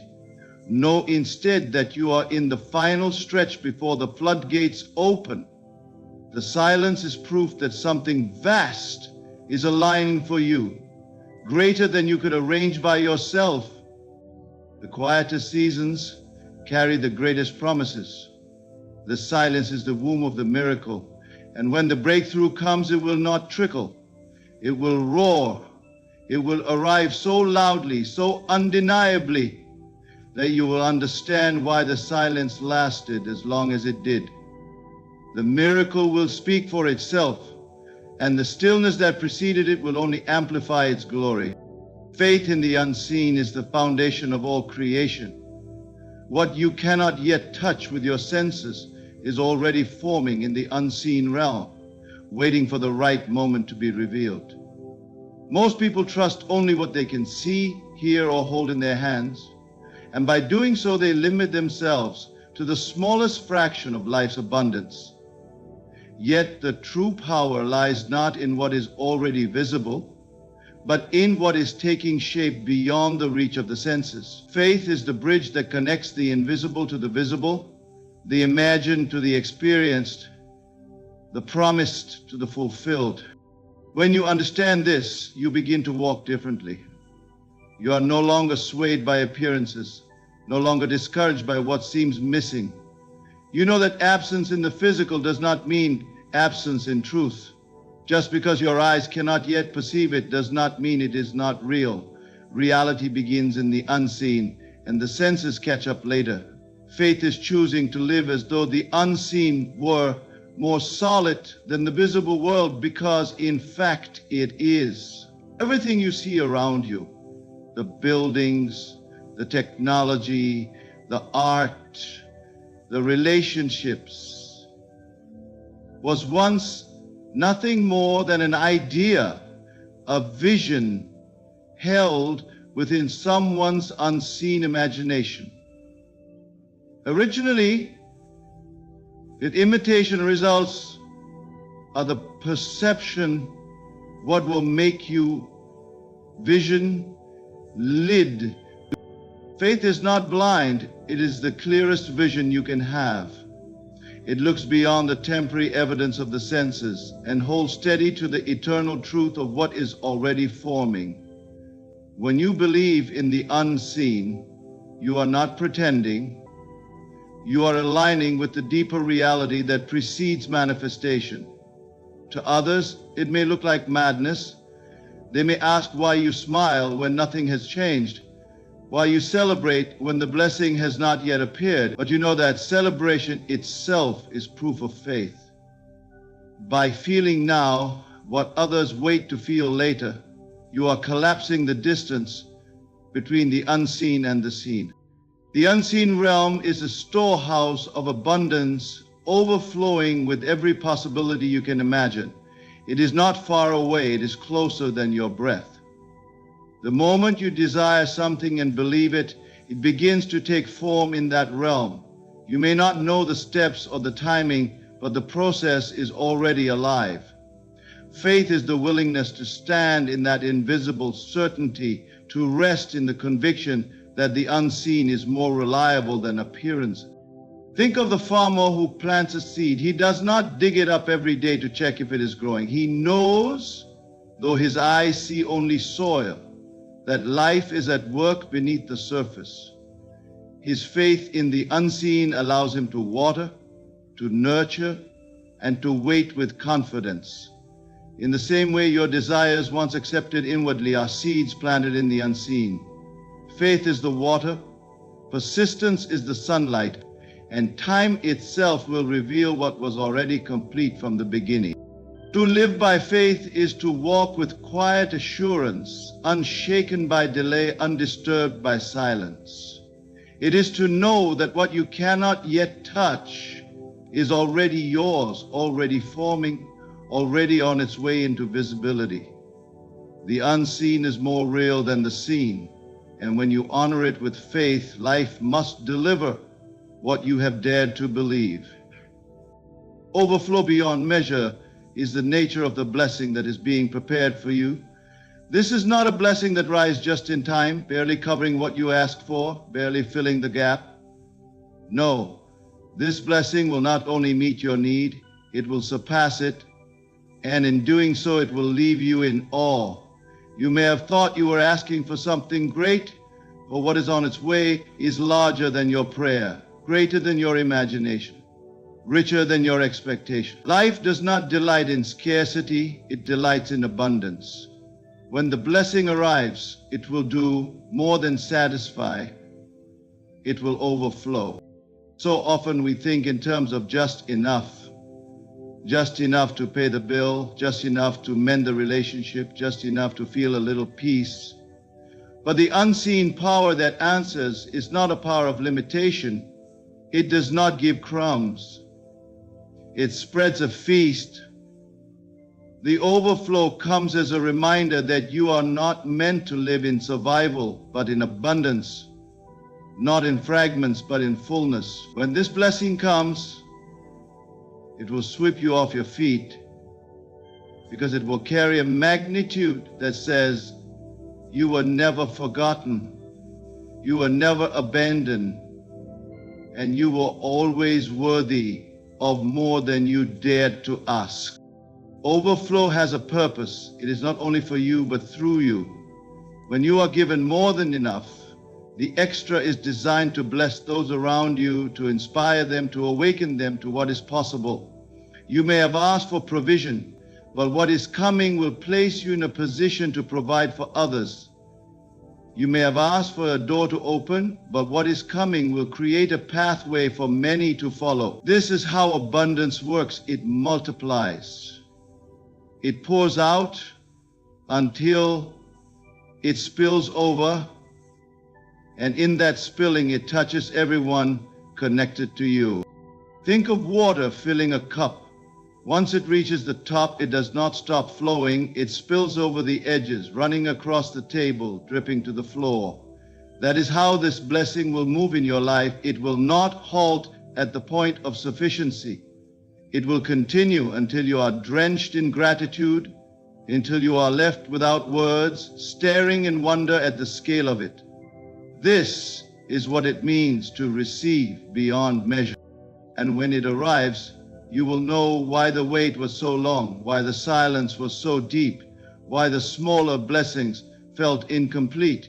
They were all preparation for this one. The overflow requires a vessel strong enough to hold it, and you have been strengthened through your journey. Now you are ready not just to receive, but to sustain it. What is coming is not a blessing that will fade. It is one that will anchor itself in your life and expand outward, shaping your future in ways you cannot yet see. When it comes, it will silence doubt, heal wounds, and lift you into a realm of gratitude so profound that words will fail you. It will be more than you asked, more than you dreamed, and it will leave you in awe. This is overflow beyond measure. And so you see, every blessing has been leading you here to this very moment of awakening. What is coming will not resemble the past. It will not trickle in small pieces, but arrive in fullness, overflowing beyond measure. The silence you endured was never abandonment, but preparation. The unseen you believed in is now ready to be revealed. And when it does, it will be so vast, so undeniable, that you will be left speechless. Walk today as if it has already happened. Feel the joy of fulfillment. Rest in the peace of completion, and know with certainty that life cannot withhold what you have already accepted within. This time the blessing is bigger, greater, richer, and it will leave you in awe. Thank you for listening, and may you carry this truth with you always. What you dare to accept inwardly must one day appear outwardly. Your blessing is already here. My friends, I invite you to lay down the burden of effort and striving, for tonight you shall learn the effortless way. The world you see with your eyes, the hands you move, the plans you write, all of it is but the shadow. The true work is done in the secret place of consciousness. What you assume within, what you accept without effort, ripples out and shapes the fabric of your life. If you desire to win the lottery, hear me now. It is not through endless visualizations, not through desperate prayers, not through frantic action that it comes. It comes by the quiet certainty within you, the still, small voice that says, "It is done." When you listen to these words, do so once with an open heart. Let them pass beyond the surface of your mind and take root in your soul. For the word spoken and heard in faith is the beginning of all creation. When you hear, truly hear and accept, the seed is sown. And once sown, you need not watch and wait anxiously for it to sprout. You need not dig it up every hour to check its progress. Trust the life within the seed. Trust the unseen hand that moves all things toward fulfillment.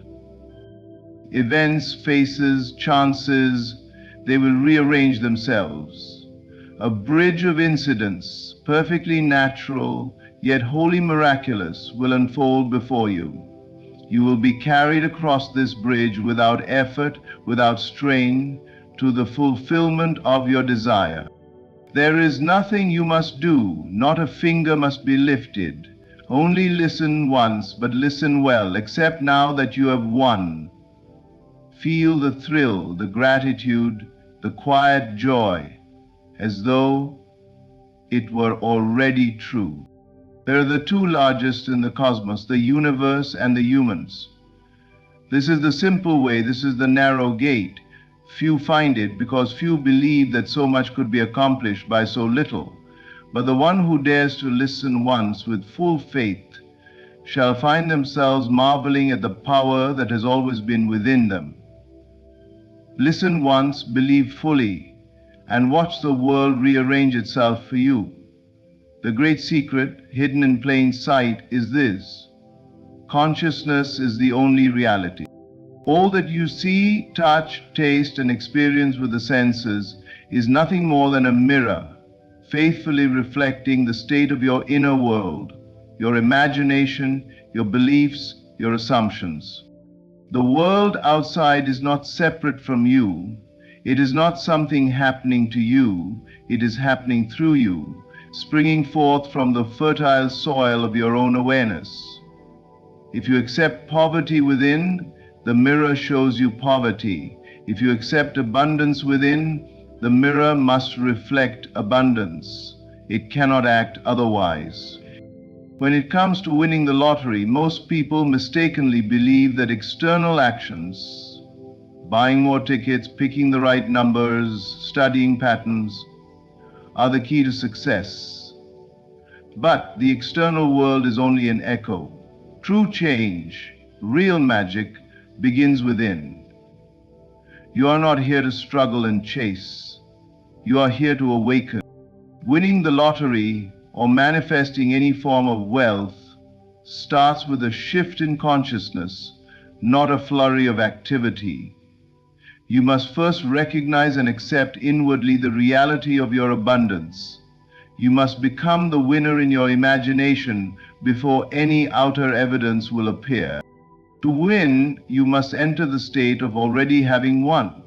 Feel, even if only quietly within yourself, that you are in possession of that golden ticket, that the news has already come. Hear the congratulations. Feel the joyful relief in your body. See the evidence stamped clearly in the world around you, even if no one else can yet see it. This inner acceptance is not wishful thinking, it is creation itself. The act of assuming a thing to be true, assuming it fully, naturally, without effort, impresses your deeper mind. And what is impressed must be expressed. What is planted must bear fruit. You need not strain. You need not force yourself to believe. You simply allow the new state to feel real, even if just for a moment. In that moment, you shift the foundation of your reality. Without conscious effort, a series of events, opportunities, and coincidences will arise, carrying you toward the very result you accepted within. It will feel natural, inevitable, even though the conscious mind will marvel at how easily it came. You do not have to figure out how it will happen. That is not your role. Your only task is to master the inner world, to align yourself with the reality you wish to experience, knowing with quiet certainty that the mirror must respond. Everything you see is a reflection. Everything you touch is a shadow of your imagination. There is nothing to conquer out there. There is only your own consciousness to direct. Shift within, and the world without will obediently rearrange itself. You are the cause. You are the dreamer. You are the operant power. And when you claim this truth quietly and boldly, you will see what you once called miracles become the most natural events of your life. There is a hidden key to manifestation that few ever discover. That key is naturalness. Whatever you wish to manifest, whether it be winning the lottery, perfect health, love, or success, must first feel natural to you. Desire alone is not enough. Longing, hoping, wishing, these are not creative acts. In fact, the very feeling of striving reveals that you still believe the thing you desire is separate from you, distant, perhaps even unattainable. Struggle is evidence of separation. Effort is the signal of disbelief. But when something feels natural to you, it is effortlessly expressed through you. It is not forced, it is not a strain, it is simply your state, as normal, as unquestioned as breathing. And when winning the lottery feels as natural to you as tying your shoes or walking across a room, then, and only then, will it express itself in your world. The secret is to assume the feeling of already having won and to let it settle inside you without fanfare or force. You do not have to parade it or constantly remind yourself. Naturalness is quiet. It is the subtle, unshakable conviction that this is who you are now. No celebration is necessary. It is simply your new, comfortable identity. If you feel you must struggle, work harder, visualize longer, or force your belief, stop.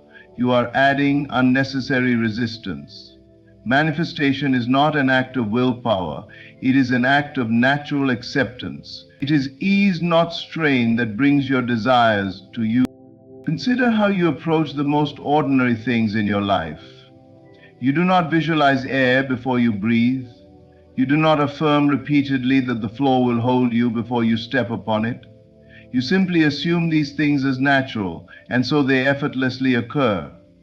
This is the attitude you must adopt toward your desire, not with trembling hope or desperate effort, but with casual certainty.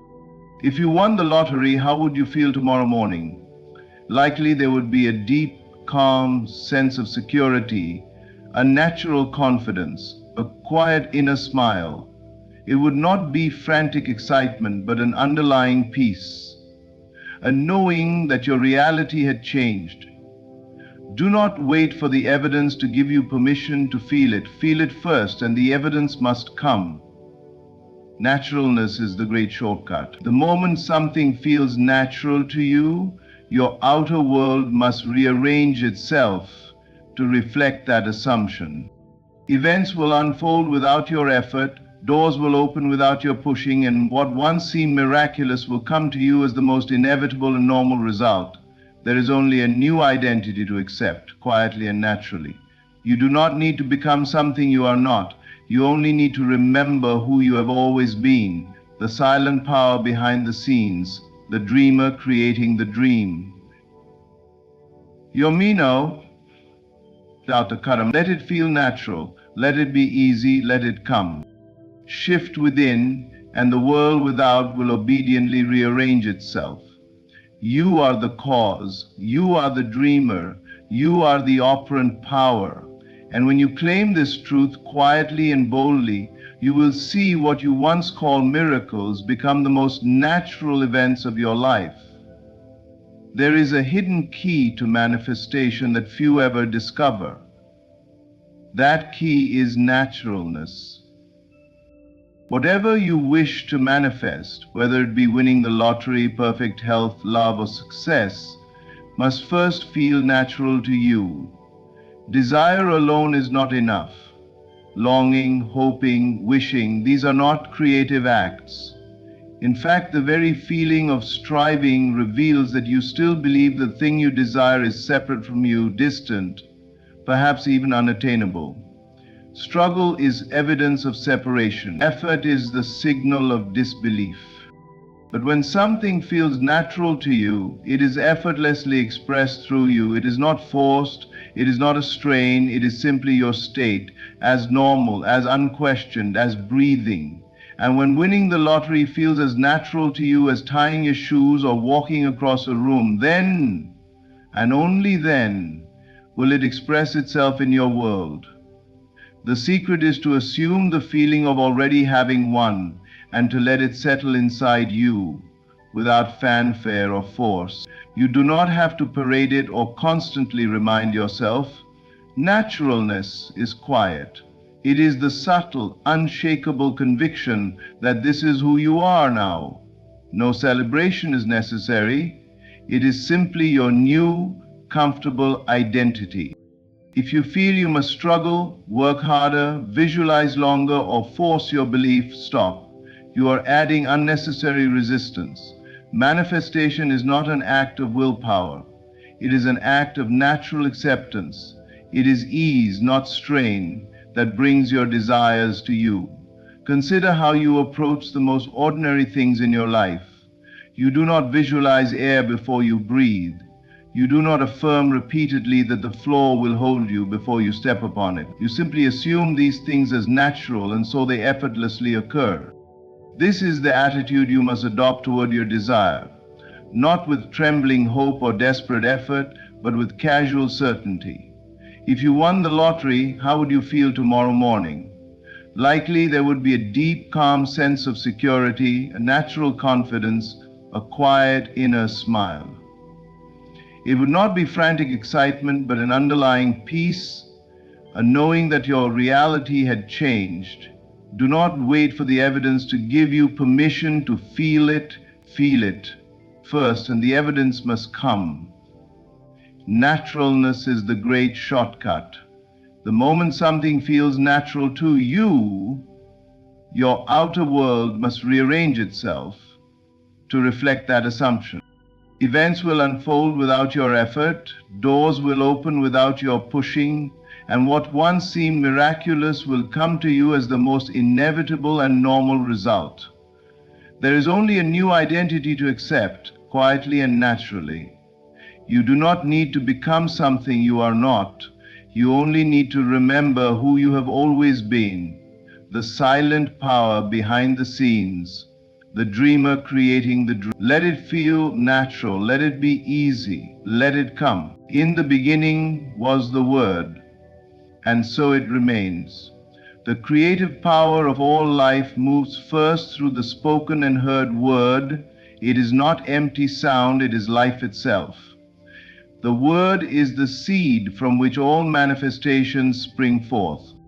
When you listen to a word spoken with authority, with belief, and you receive it without resistance, you have planted a living seed within the fertile soil of your consciousness. You may not yet see the tree, the fruit, or the harvest, but the seed is there, and it carries within it the pattern and power of fulfillment. Absent does not mean indifferent. It means you are relaxed, open, receptive, without effort or strain. Faithful means you accept it as true without doubting or needing to force its growth. If someone were to hand you a seed of an oak tree and say, "Plant this, and you shall have an oak," you would not plant it and then dig it up the next morning to check if the tree had appeared. You would trust the hidden process. You would understand that unseen forces, light, water, warmth, are at work in secret, moving toward inevitable growth. The word you hear and accept in faith sets into motion the invisible forces of life. These forces, though unseen to the human eye, are far more real than anything you can touch or measure. They operate by law, not by chance. They must bring forth after their kind. If you hear the words, "You are wealthy," and you accept them, even once, with a quiet inner yes, you have planted the seed of wealth. It matters not if your senses scream the opposite. It matters not if your bank account denies it. The seed is sown and the harvest is inevitable, unless you uproot it with doubt, fear, or disbelief.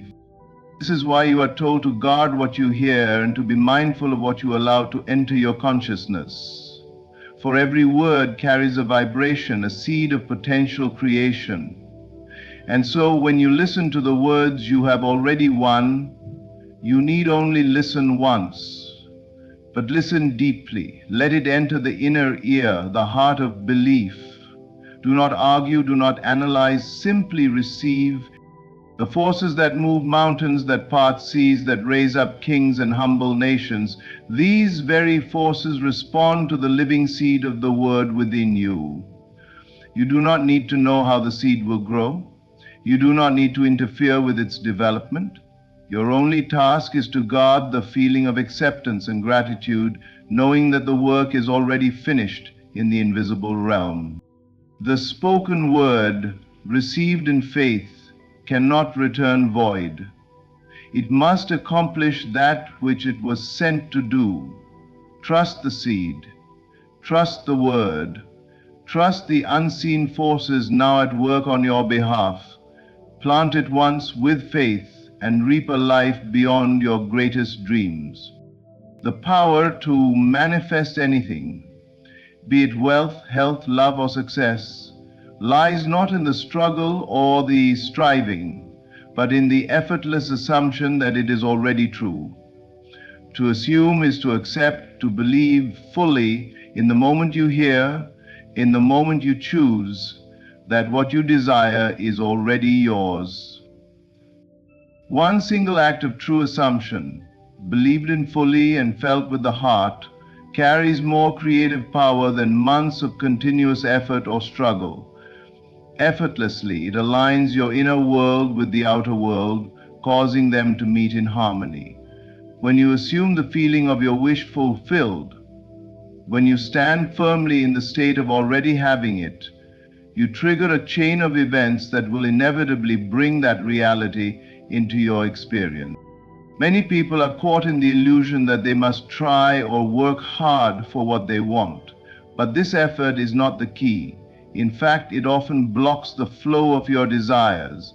The mind may scream for you to do more or try harder, but the truth is, the moment you surrender to the idea that everything is already here, that you are already the person you wish to be, you are aligning yourself with the natural flow of manifestation. To truly assume is to know without a doubt that what you desire is already present in your life. When you hear the words, "You have won the lottery," or "You are rich," do not analyze or question them. Do not try to figure out how it will happen. Instead, accept it in that very moment as the new truth about yourself. Effortless assumption means feeling that you are already in possession of your desire. It is not a laborious act or something that requires mental gymnastics. It is the simple act of aligning your inner state with the state you desire to experience. If you want to experience wealth, feel wealth. In truth, effort is resistance. The more you struggle, the more you push against the current, but the moment you assume, you are allowing the current to carry you. Your assumptions are the very force that brings things to you, not through effort, but through acceptance and alignment. This is why one true act of assumption is more powerful than months or even years of trying. When you fully believe that you are already the person who has won the lottery, or the person who is living in abundance, the entire universe must respond in kind. It has no choice but to reflect your inner assumption. And here lies the beauty of this process. It is effortless. You need not toil, you need not strain, you only need to accept and feel that it is already done. Once you have assumed it, you have set the law into motion. The external world must match the assumption you have made. So let go of effort. Let go of the need to do more. Simply assume, feel, and live in the state of already having it. And watch in wonder as the universe brings it to you naturally, effortlessly, as though it were always meant to be. In the realm of manifestation, the greatest secret lies in understanding that persistence is not in the act of striving, but in the art of listening. Too often we are conditioned to believe that to manifest our desires, we must work tirelessly, repeat affirmations endlessly, or struggle to maintain belief. But the truth is simpler, more powerful, and more peaceful than that. To truly persist in manifesting your desires, you need only to listen once, and listen with an open heart. The key is not in relentless effort, but in accepting the word, the idea, the desire in that one moment of hearing it. When you listen with full attention, with full acceptance, you are planting a seed that will take root and grow without the need for force. The moment you hear the truth of what you desire, whether it's the affirmation that you are wealthy, healthy, or loved, your task is not to repeat it endlessly or to question it. Your task is to accept it deeply in your heart as true. That act of acceptance, that single moment of belief, is all it takes. Think about how you listen to a good story. You don't question the details as the storyteller speaks. You don't interrupt to add your own versions of the events. You listen attentively, and in that moment you accept the story as true. Manifestation is no different. When you hear the words, "You are already wealthy," you need not question it. You simply listen, accept, and allow it to sink into your consciousness. True persistence is not in continually forcing yourself to believe. It is in your willingness to hear and accept the truth in that instant. It is in your ability to trust that your acceptance, your belief, has already set the process in motion. Many people make the mistake of striving, trying to hold the belief even when doubt creeps in, but this only causes resistance. When you strive, you send a signal to the universe that you are not yet in alignment with your desire. Striving creates a feeling of lack. Instead of repeating affirmations or struggling to maintain belief, trust that the initial moment of listening and acceptance is enough. That is where the power lies. You are not called to endlessly chase after what you desire. You are not called to force anything into being. Instead, your role is to remain open, to listen, and to trust that once you have listened with faith, the seed has been planted. This is the secret of persistence. It is the persistence of acceptance, the persistence of listening. The moment you truly hear the truth of your desire and allow it to settle in, you have already done all the work. The universe takes care of the rest. Now, as you persist in your listening, remain in the knowing that the invisible forces are already at work. You do not need to keep striving to make it happen. Simply allow the manifestation to unfold. The power is in your ability to remain in that state of trust and belief, knowing that your desire has already been fulfilled in the unseen world. Everything is already set in motion. So listen, and listen once. Do not overcomplicate it with unnecessary effort. Let your heart remain open and trust that the process is already underway. Belief at the moment of hearing is enough. It is already done. Simply stay present, stay open, and allow the world to reflect back to you the fruit of your faith. In closing, the path to manifesting your desires is not one of struggle, effort, or endless striving. It is a path of effortless assumption, of listening with an open heart, and of trusting in the unseen forces that move when you believe.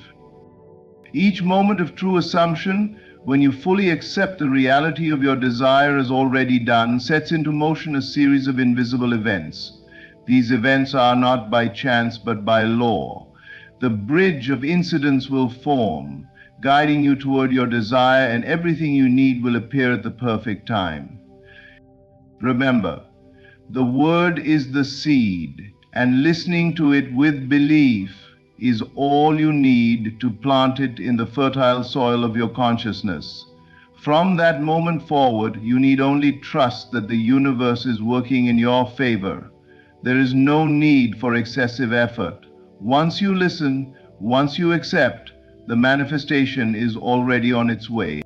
Persistence is not found in endless striving or effort, but in the steadfast belief that everything is already unfolding in perfect order. You need not do anything but remain in the state of having, knowing that your wish is already fulfilled. I encourage you to walk forward in this knowing, to release the need to push or fight for your desires, and instead trust the quiet power of assumption and belief. The bridge will form, the path will unfold, and you will find yourself walking effortlessly toward the life you've imagined. Thank you for listening, and thank you for accepting the truth of your power. Your desire is already here.